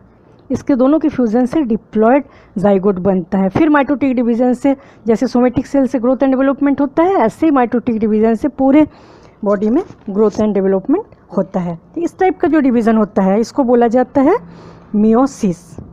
ठीक है, तो मियोसिस डिवीज़न प्लांट्स में जैसे जूस्पोर में पाया जाता है, जूस्मेर में डिप्लॉयड गैमेट पाया जाता है 2n, तो जूस्पोर में मियोसिस डिवीज़न होता है और 4 हैप्लॉयड स्पोर बनता है। फंजाई में zoospore, ascus mother cell, zygospore, basidium, इसमें मियोसिस डिवीज़न होता है। ठीक है, तो एडोफाइटा, ब्रायोफाइटा में स्पोर मदर सेल के डिवीज़न से, मियोसिस डिवीज़न से हैप्लॉयड स्पोर बनता है।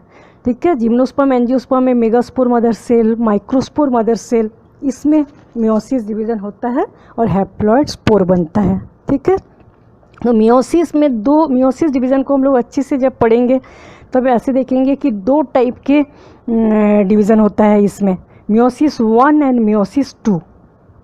ठीक है, माइटोसिस में एक ही डिवीज़न होता है, लेकिन मियोसिस में 2 टाइप के डिवीज़न होता है, एक मियोसिस 1, दूसरा मियोसिस 2। मियोसिस 1 जो है उसको रिडक्शन डिवीज़न बोला जाता है, हेट्रोट्रॉपिक डिवीज़न भी बोलते हैं, और मियोसिस 2 जो होता है उसको इक्वेशनल डिवीज़न भी बोलते हैं और होमोटाइपिक डिवीज़न भी बोलते हैं। ठीक है, तो मियोसिस डिवीज़न जो होता है 2 साइकिल होता है उसमें, एक मियोसिस 1, दूसरा मियोसिस 2। ठीक है, सबसे पहले हम लोग देखेंगे मियोसिस 1।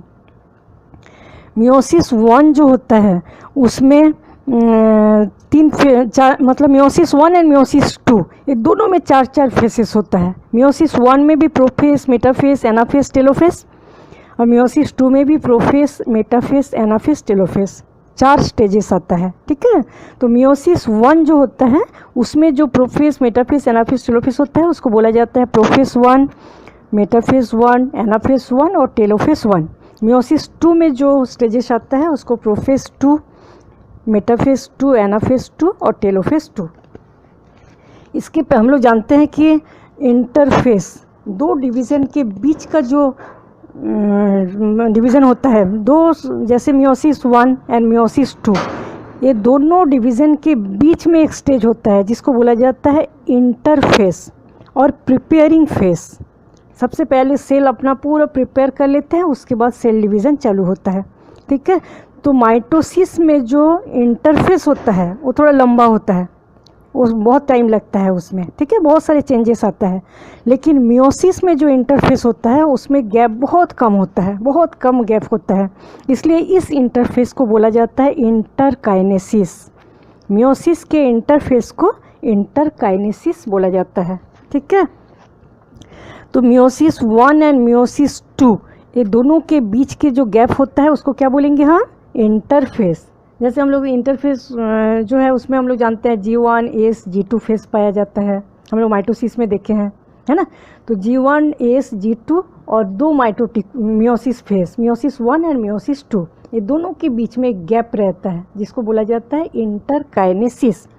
ठीक है, तो इंटरफेस में हम लोग पहले भी देखे हैं कि इंटरफेस में जो एस वाला फेस होता है उसमें डीएनए का रिप्लिकेशन होता है, डीएनए का रिप्लिकेशन होता है, लेकिन मियोसिस में जो इंटरफेस होता है उसमें G2 वाला फेस बहुत कम टाइम के लिए होता है, बहुत कम, वेरी शॉर्ट ड्यूरेशन में G2 फेस होता है, और इस फेस में जो डीएनए का रिप्लिकेशन होता है वो पूरी तरह से रिप्लिकेशन कंप्लीट नहीं होता।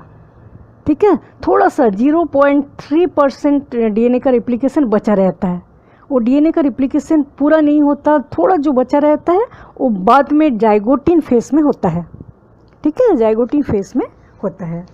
तो मियोसिस डिवीज़न में 2 टाइप के स्टेजेस आता है, मियोसिस 1 एंड मियोसिस 2। मियोसिस 1 में prophase, metaphase, anaphase, telophase, meiosis 2 में भी prophase, metaphase, anaphase, telophase. Meiosis 1 and 2 के बीच में जो गैप रहता है, जो प्रिपरेटरी फेस रहता है, उसको उस इंटरफेस को बोला जाता है इंटरकाइनेसिस। मियोसिस डिवीज़न में उसको बोला जाता है इंटरकाइनेसिस। बाकी मियोसिस डिवीज़न भी इसमें 3 होता है, एक इंटरकाइनेसिस, एक कैरियोकाइनेसिस, दूसरा साइटोकाइनेसिस।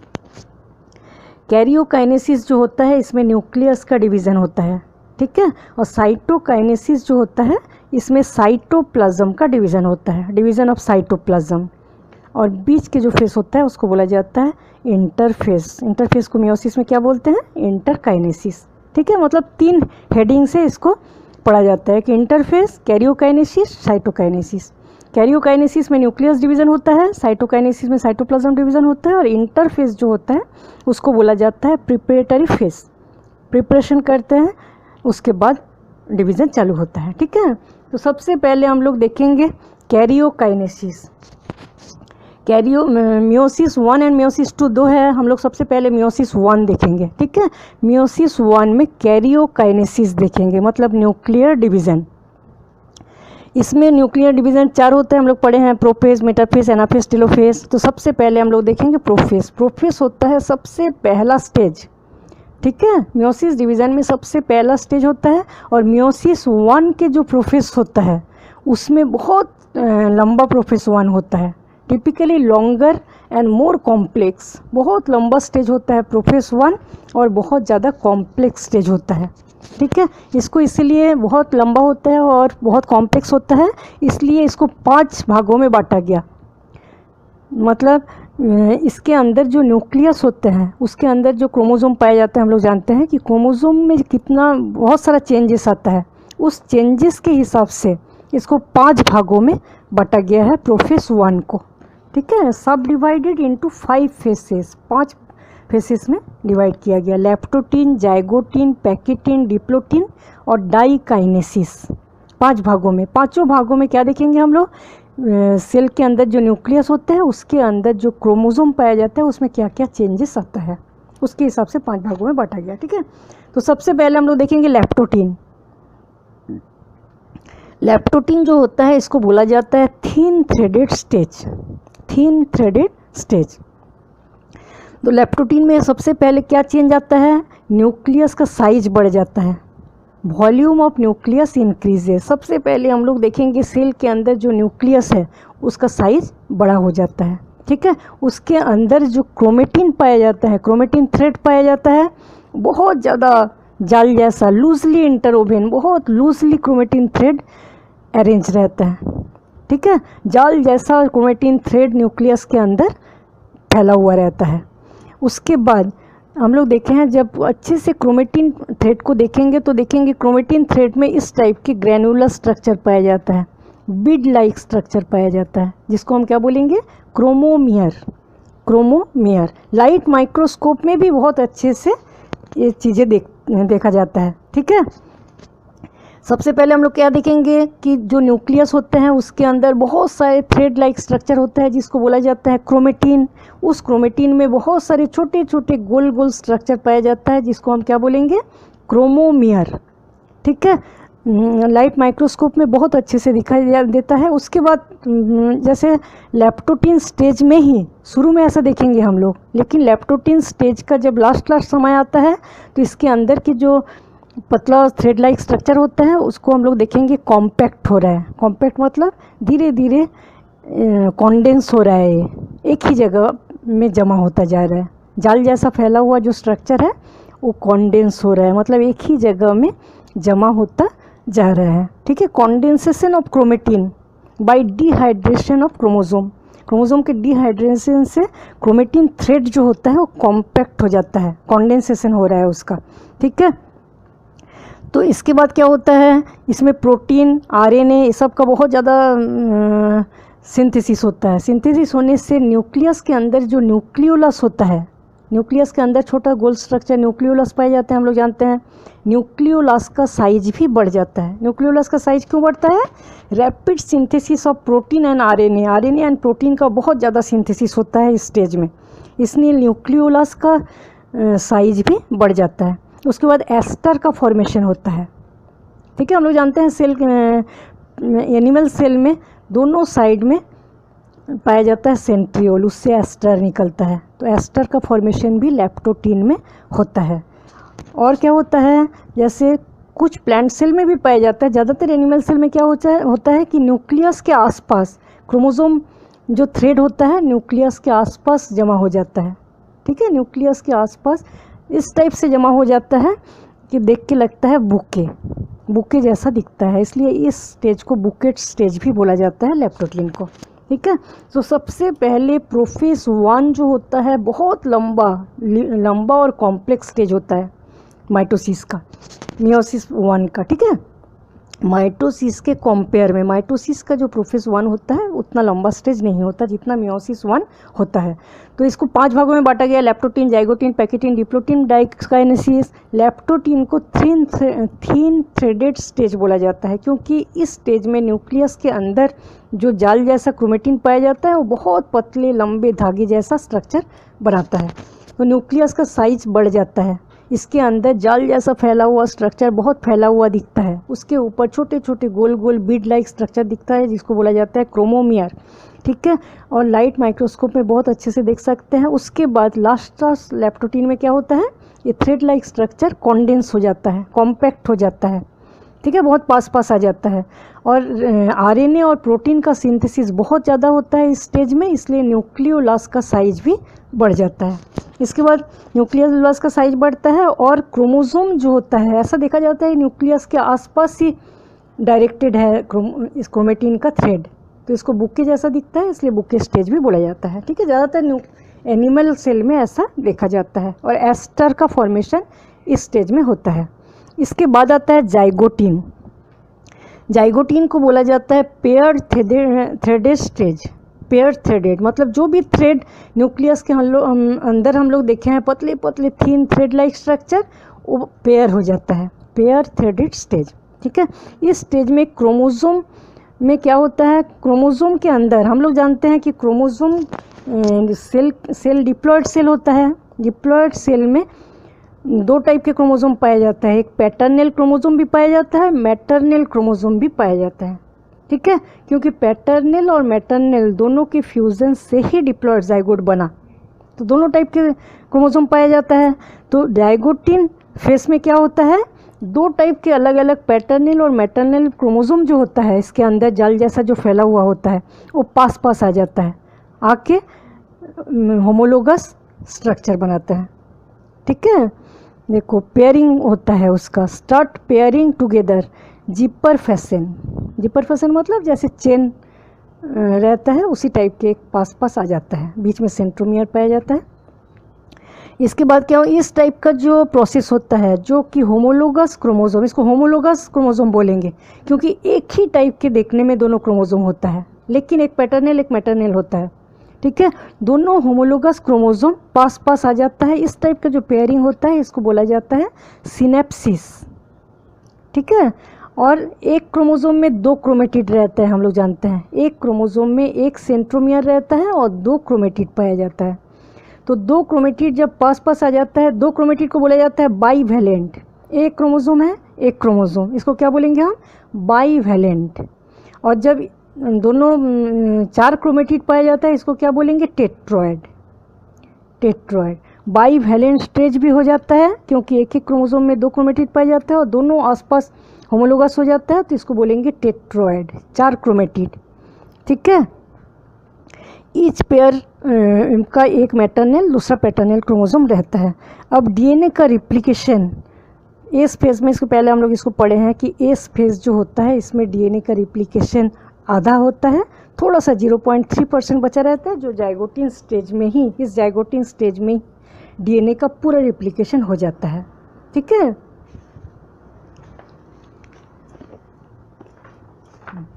अब हम देखेंगे जो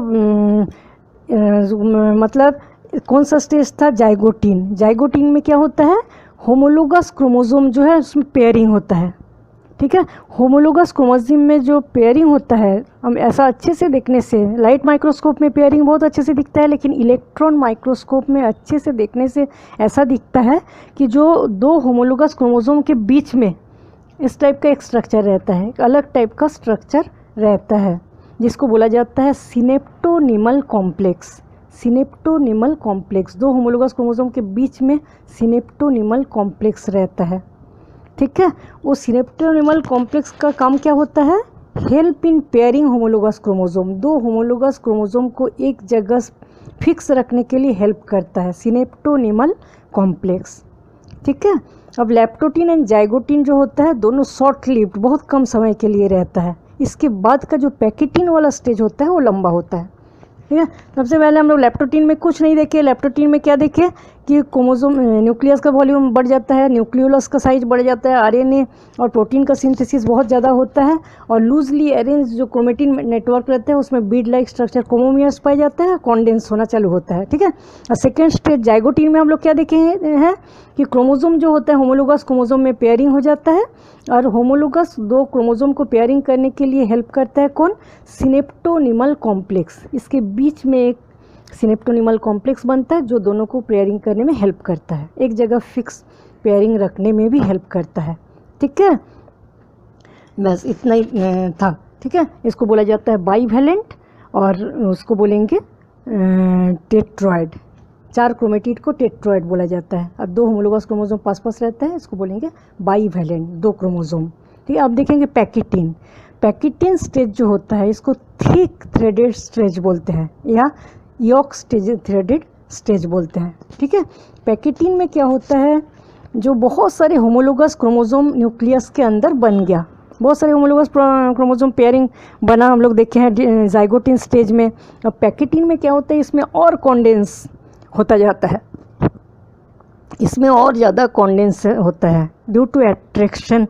इसके अंदर होमोलोगस क्रोमोसोम में बहुत ज़्यादा एट्रैक्शन होता है, इसके कारण और ज़्यादा पेयरिंग और ज़्यादा कॉन्डेंस हो जाता है।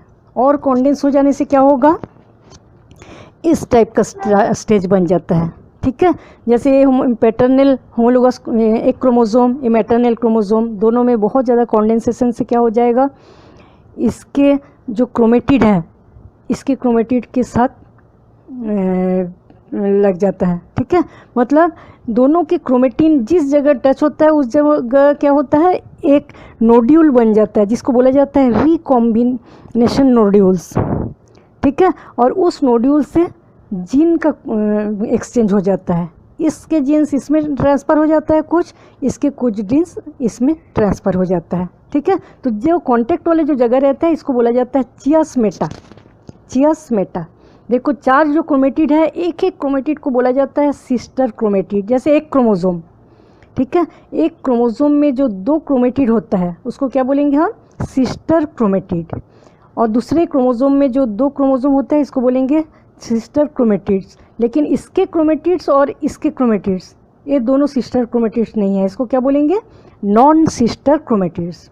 तो इसमें जेनेटिक मटेरियल अलग होगा, इसमें जेनेटिक मटेरियल अलग होगा, और एक ही सिस्टर क्रोमेटिड्स में जेनेटिक मटेरियल सेम रहता है। ठीक है। तो ये जो इस टाइप का होमोलोगस जो पेयर बनता है इसमें 2 नॉन जो सिस्टर क्रोमेटिड्स होता है, नॉन सिस्टर क्रोमेटिड्स के बीच में पेयरिंग बनता है। ठीक है। इसलिए जो भी जेनेटिक मटेरियल का एक्सचेंज होगा वो नॉन सिस्टर क्रोमेटिड्स के बीच में होगा।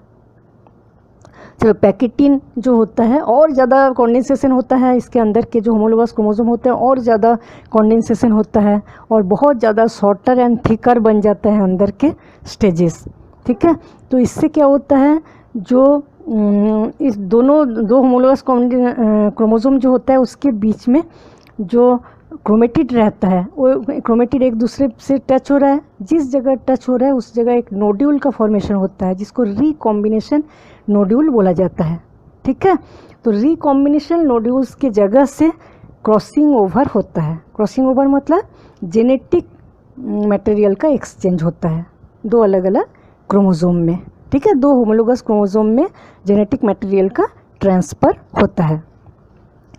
देखो, टेट्रॉयड विजिबल जाइगोटीन। जाइगोटीन स्टेज जो होता है उसमें टेट्रॉयड देखा जाता है। टेट्रॉयड देखा जाता है मतलब 4 क्रोमेटिड बन गया क्रोमोसोम में, इतना जाइगोटीन में देखा जाता है। लेकिन पैकेटीन जो स्टेज होता है उसमें बहुत क्लियरली टेट्रॉयड विजिबल होता है माइक्रोस्कोप में। माइक्रोस्कोप में देखने से टेट्रॉयड बहुत क्लियरली विजिबल होता है पैकेटीन में। तो दोनों के जगह में जिस क्या बना, रिकॉम्बिनेशन नोड्यूल, और रिकॉम्बिनेशन नोड्यूल की जगह से क्या हो जाता है, जेनेटिक मटेरियल का ट्रांसफ़र हो जाता है एक क्रोमोसोम से दूसरे क्रोमोसोम में। इसको बोला जाता है क्रॉसिंग ओवर। ठीक है। इसको बोलेंगे क्रॉसिंग ओवर। इसमें एक एंजाइम भाग लेते हैं। इस समय पैकिटिन स्टेज में एंजाइम के हेल्प से क्रॉसिंग ओवर एंड रिकॉम्बिनेशन रोड्यूल बनता है। ठीक है, इसमें जो एंजाइम भाग लेते हैं उसको बोला जाता है रिकॉम्बिनेज। रिकॉम्बिनेज एंजाइम की प्रेजेंस में रिकॉम्बिनेशन नोड्यूल बनता है और क्रॉसिंग ओवर होता है, जेनेटिक मटेरियल का ट्रांसफ़र होता है, जो किस स्टेज में होता है? पैकिटिन। ठीक है, अब क्रॉसिंग ओवर जो होता है उसमें रिकॉम्बिनेशन जेनेटिक मटेरियल का होता है दो क्रोमोसोम के बीच में। अब देखेंगे हम लोग डिप्लोटीन। क्रॉसिंग ओवर किस में होता है? दो नॉन सिस्टर क्रोमेटिड्स के बीच में होता है। डिप्लोटीन, डिप्लोटीन को बोला जाता है डबल और two threaded stage. Two threaded stage. Diplotene में क्या होता है? सब कुछ न्यूक्लियस के अंदर हो रहा है, जो क्रोमेटिड, जहाँ क्रोमेटिन पाया जाता है। ठीक है, डिसोल्यूशन ऑफ सिनेप्टिकल कॉम्प्लेक्स। इस समय जो दो होमोलोगस क्रोमोसोम पाया जाता है उसके बीच में सिनेप्टिकल कॉम्प्लेक्स हम लोग देखे हैं पाया जाता है। ठीक है, तो वो सिनेप्टिनिमल कॉम्प्लेक्स जो होता है वो गायब हो जाता है अब जब क्रॉसिंग ओवर हो जाता है। ठीक है, इस टाइप से उसके बाद बीच का जो सिनेप्टोनिमल कॉम्प्लेक्स है वो गायब हो जाता है। कौन से स्टेज में? डिप्लोटीन। इसके बाद भी इसमें चलता रहता है। होमोलोगस क्रोमोसोम जो होता है उसमें अब क्या हो गया? क्रॉसिंग ओवर हो गया। क्रॉसिंग ओवर होने के बाद भी अब क्या हो जाएगा? दो होमोलोगस क्रोमोसोम का जो क्रोमेटिड है उसमें अभी भी अलग अलग नहीं हुआ, क्रोमेटिड लगा हुआ है। जेनेटिक मटेरियल का एक्सचेंज अभी भी हो रहा है। ठीक है, इसके बाद डिप्लोटीन स्टेज में क्या होता है? ये दोनों क्रोमोसोम दोनों अपोजिट पोल की ओर जाने लगता है। दोनों क्रोमोसोम एक दूसरे से अलग हो जाता है और अपोजिट पोल की ओर जाने लगता है। ठीक है, और जिस जगह में क्रोमेटिड लगा हुआ है आपस में, उस जगह में क्या होता है? इसके क्रोमेटिड का कुछ पार्ट इसमें आ जाता है, इसके क्रोमेटिड का कुछ पार्ट उसमें आ जाता है। इस टाइप से मतलब जेनेटिक मटेरियल का ट्रांसफ़र हो जाता है। इसीलिए दोनों क्रोमेटिड के अंदर, क्रोमोसोम के अंदर जो जेनेटिक मटेरियल पहले से था उसका कुछ पार्ट इसमें आ गया है, कुछ पार्ट इसमें आ गया है। मतलब जेनेटिक मटेरियल दोनों में उसका चेंज हो गया है। ठीक है, पूरी तरह से पहले जो जेनेटिक मटेरियल जिस टाइप से फिक्स था ऐसा नहीं है, इसमें चेंज हो गया है। ठीक है, homologous chromosome of each bivalent. दोनों क्रोमोसोम को बाईवैलेंट बोलेंगे, दो अलग अलग क्रोमोसोम। दोनों अब पोल की ओर जाते हैं, अपोजिट पोल की ओर जाने लगते हैं। ठीक है, और अपोजिट पोल की ओर जाने से क्या हो जाएगा? ये भी इस अलग हो जाएगा। एक क्रोमोसोम होमोलोगस क्रोमोसोम, एक होमोलोगस क्रोमोसोम इस साइड आने लगेगा। ठीक है, कुछ पॉइंट्स में अभी भी जुड़ा हुआ होता है, जिस पॉइंट को बोला जाता है चियास्माटा। कुछ पॉइंट में अभी भी जुड़ा हुआ रहता है, जिसको क्या बोलेंगे? चियास्माटा, जो कि एक शेप दिखता है, एक जैसा दिखता है, चियास्माटा बोलेंगे। ठीक है, न्यूक्लियोलस एंड न्यूक्लियर मेम्ब्रेन, ये दोनों चीज़ें जो होता है डिसअपियर होना चालू होता है। न्यूक्लियस के अंदर जो न्यूक्लियर मेम्ब्रेन रहता है वो भी स्टेज में, डिप्लोटीन स्टेज में डिसअपियर हो जाता है और न्यूक्लियोलस भी डिसअपियर हो जाता है। ठीक है, तो डिप्लोटीन स्टेज को डबल थ्रेडेड स्टेज बोला जाता है। इसमें सिनेप्टोनिमल कॉम्प्लेक्स जो होता है वो गायब हो जाता है। होमोलोगस क्रोमोसोम में ये जो चियास्माटा का फॉर्मेशन होता है, ये होमोलोगस क्रोमोसोम ऊपर जाने लगता है, ये इस पोल में आने लगता है, लेकिन चियास्माटा वाला जगह में अभी भी लगा हुआ रहता है। ठीक है, कई पॉइंट में लगा हुआ रहता है, जिसको बोला जाता है चियास्माटा। एक शेप स्ट्रक्चर बनाता है। Chiasmata formed in almost all eukaryotic organism. सभी यूकैरियोटिक ऑर्गेनिज्म में चियास्माटा बनता है, कुछ में नहीं बनता, जैसे ड्रोसोफिला। और कुछ मेल इंसेक्ट रहता है जिसमें चियास्माटा का फॉर्मेशन नहीं होता। ठीक है, और डिप्लोटीन स्टेज में क्या होता है? न्यूक्लियोलस गायब हो जाता है, न्यूक्लियर मेम्ब्रेन गायब हो जाता है। अब है डाइकाइनेसिस। डाइकाइनेसिस को बोला जाता है एक्रोस और मूविंग बिटवीन। एक्रोस और मूविंग बिटवीन, इसमें क्या होता है? चियास्माटा बन जाता है। अब चियास्माटा दोनों पोल में, दोनों होमोलोगस क्रोमोसोम जाने लगता है। ठीक है, दोनों पोल में जाने लगता है। जाने से क्या हो जाएगा? जिस जगह में जेनेटिक एक्सचेंज हो गया, अब अलग अलग दोनों में रिकॉम्बिनेशन अलग बन जाता है। ठीक है, नया कॉम्बिनेशन बन जाता है। इस क्रोमोसोम में भी, इसमें भी नया कॉम्बिनेशन बन गया, क्योंकि दोनों में जेनेटिक मटेरियल का एक्सचेंज हुआ। इसको बोला जाता है रिकॉम्बिनेशन। नया रिकॉम्बिनेशन क्रोमोसोम बन गया। ठीक है।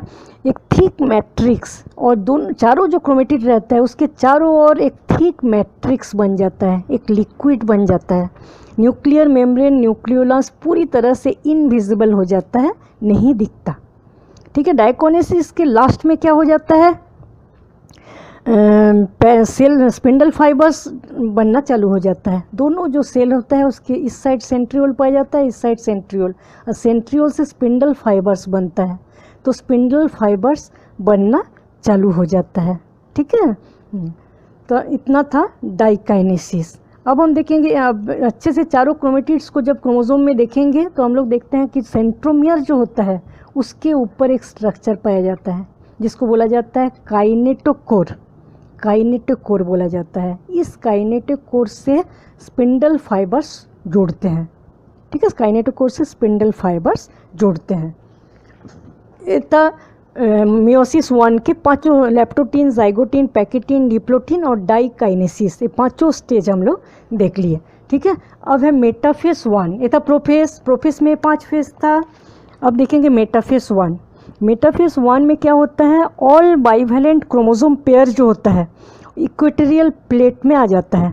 देखो, एक सेल न्यूक्लियस के सबसे बीच वाली जगह है, इसको बोलेंगे इक्वेटर, और ये दोनों साइड को बोलेंगे पोल, ठीक है। तो जितने भी क्रोमोसोम होता है, जैसे हम लोग जानते हैं कि ह्यूमन में 23 पेयर क्रोमोसोम पाया जाता है, तो 23 पेयर क्रोमोसोम जो होते हैं बीच में इकट्ठा हो जाता है मेटाफेस 1 फेस में, ठीक है। यहाँ 23, यहाँ 23।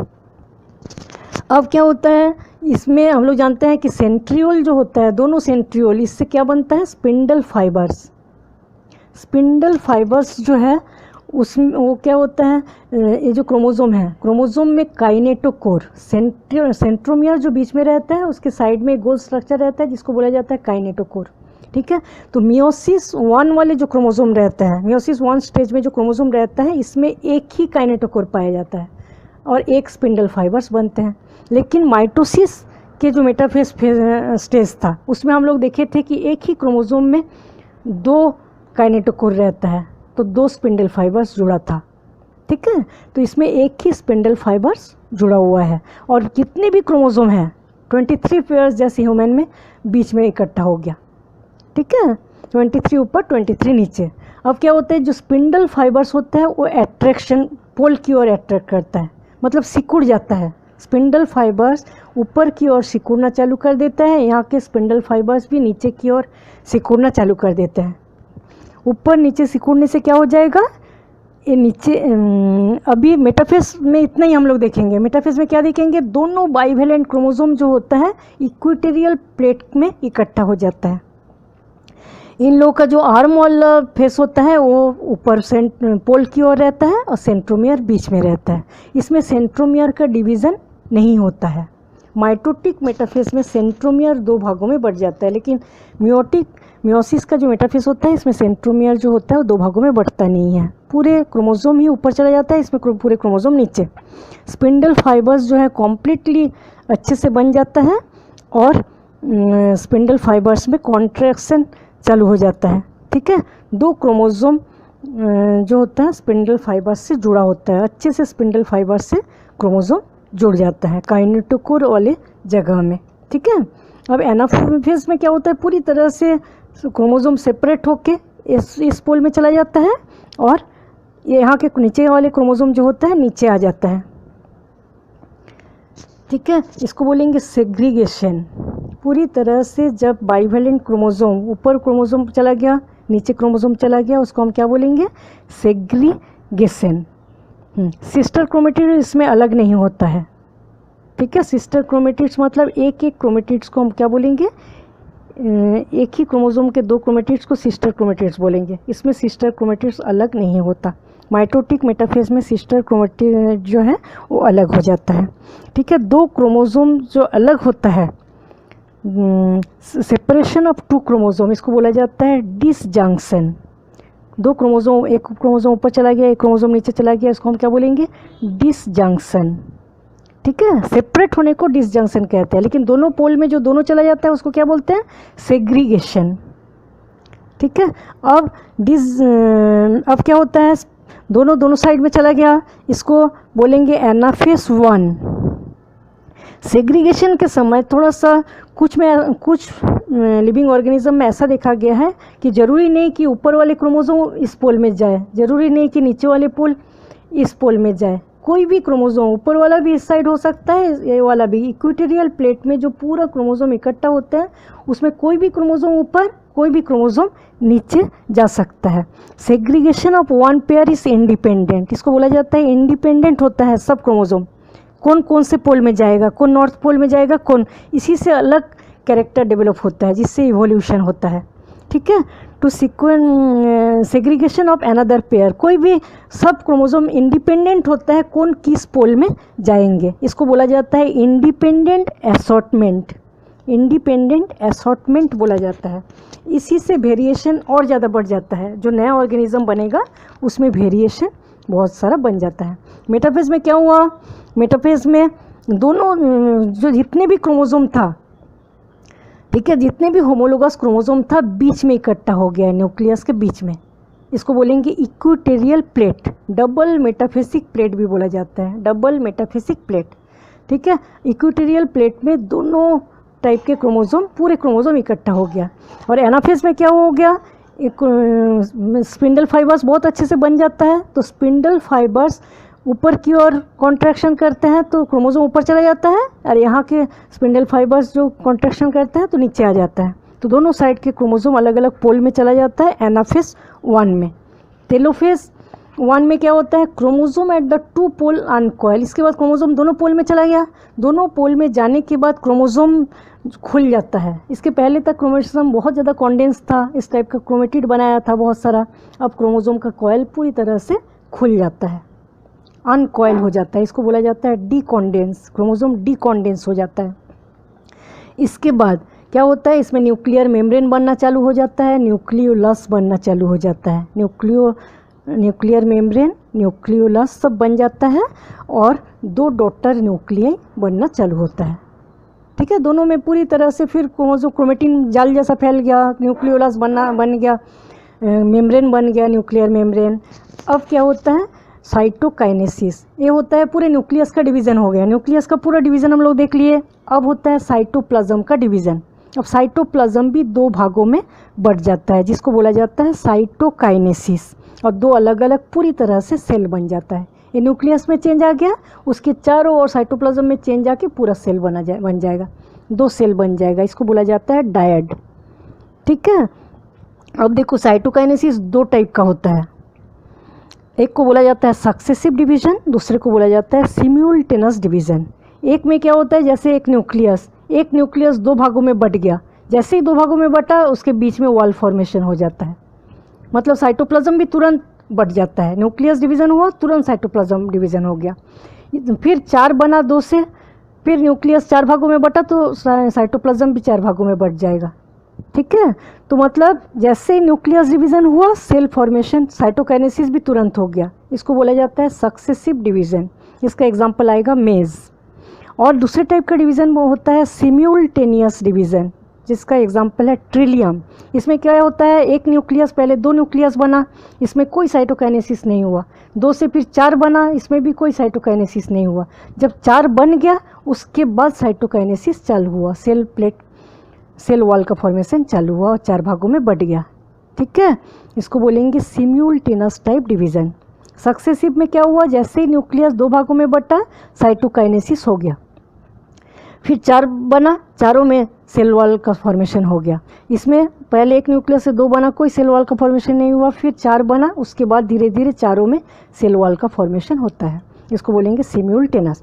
लेकिन ज़्यादातर हायर ऑर्गेनिज्म जो है उसमें सक्सेसिव डिवीज़न देखा जाता है। इंटरफेस मियोसिस 1 और 2 के बीच में बहुत शॉर्ट ड्यूरेशन, बहुत छोटा सी ड्यूरेशन में इंटरफेस होता है, इसको बोला जाता है इंटरकाइनेसिस। ठीक है, केवल उसी मतलब ज़्यादातर सक्सेसिव डिवीज़न ही देखा जाता है जिसमें मियोसिस 1 और मियोसिस 2 होता है। एस फेज में डीएनए का सिंथेसिस यहाँ कोई नहीं होता है। क्यों नहीं होता, क्योंकि पहले ही 2 क्रोमेटिड पूरे अच्छे तरह से बन गया और 2 पोल की ओर चला गया, इसलिए इसके बाद वाले जो स्टेज होता है उसमें डीएनए का रिप्लिकेशन नहीं होता। एस फेज में। ठीक है,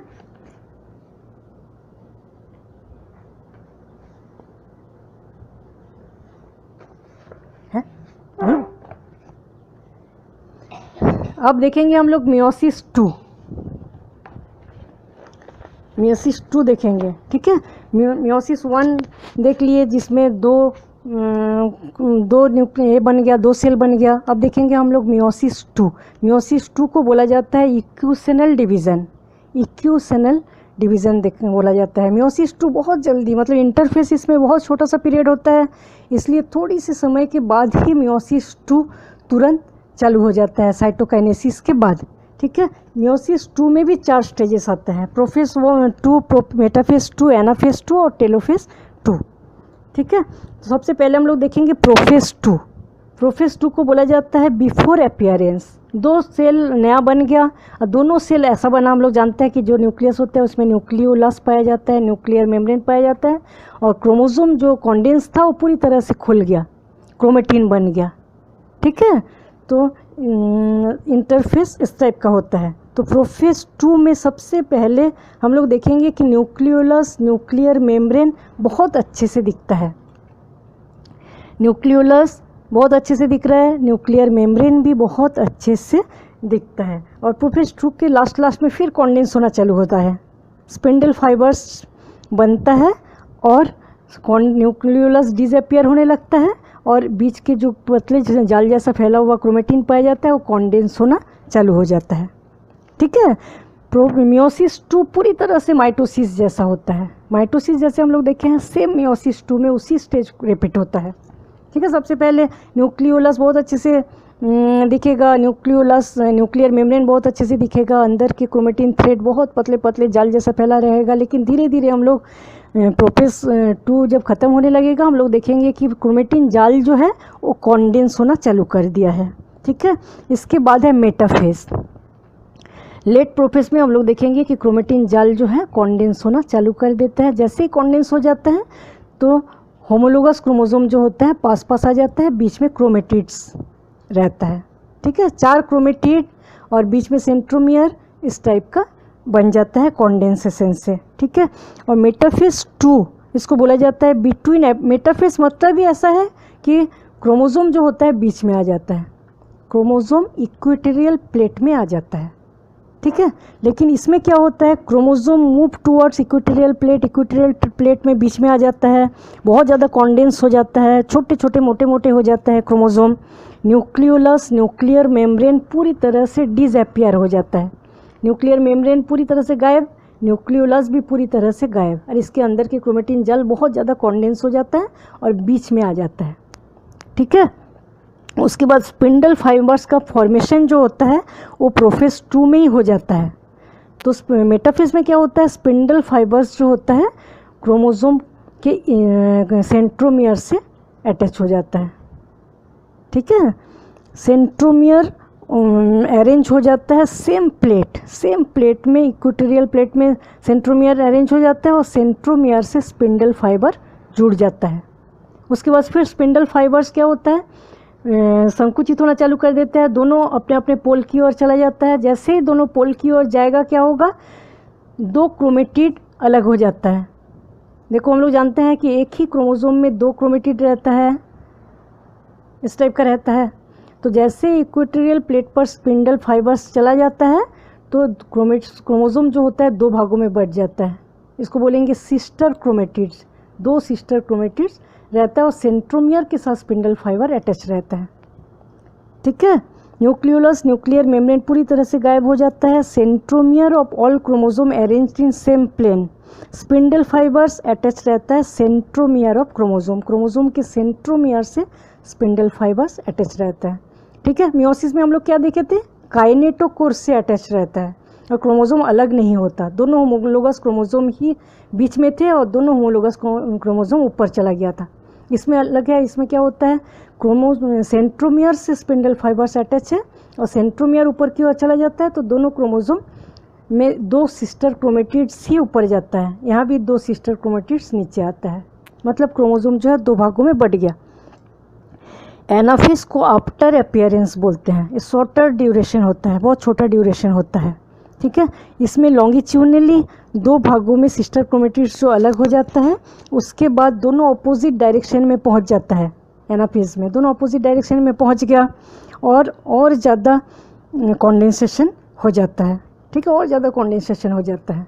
इसके बाद टेलोफेज में हम लोग क्या देखेंगे कि फिर से न्यूक्लियोलस बनने लगता है, फिर से न्यूक्लियर मेम्ब्रेन बनने लगता है और क्रोमोसोम इसके अंदर आके फिर खुलने लगता है। ये बहुत ज़्यादा कंडेंस हो गया था, फिर जाल जैसा फैलने लगता है, ठीक है। टेलोफेज में डॉटर क्रोमोसोम पोल की ओर चला जाता है, अनकॉइल होना चालू हो जाता है, न्यूक्लियोलस न्यूक्लियर मेम्ब्रेन फिर से बनना चालू हो जाता है और 2 भागों में ऐसा लगता है, ए पोल में एक न्यूक्लियस बन गया, इस पोल में एक न्यूक्लियस बन जाता है, ठीक है। साइटोकाइनेसिस में क्या होता है, जो 2 न्यूक्लियस बन गया, दोनों न्यूक्लियस के चारों तरफ साइटोप्लाज्म भी डिवीज़न होके पूरा 2 सेल बनाते हैं, 2 अलग अलग सेल बन जाता है, ठीक है। साइटोकाइनेसिस में क्या होता है, 4 डॉटर सेल बन जाता है, 2 सेल से 4 डॉटर सेल बन जाता है।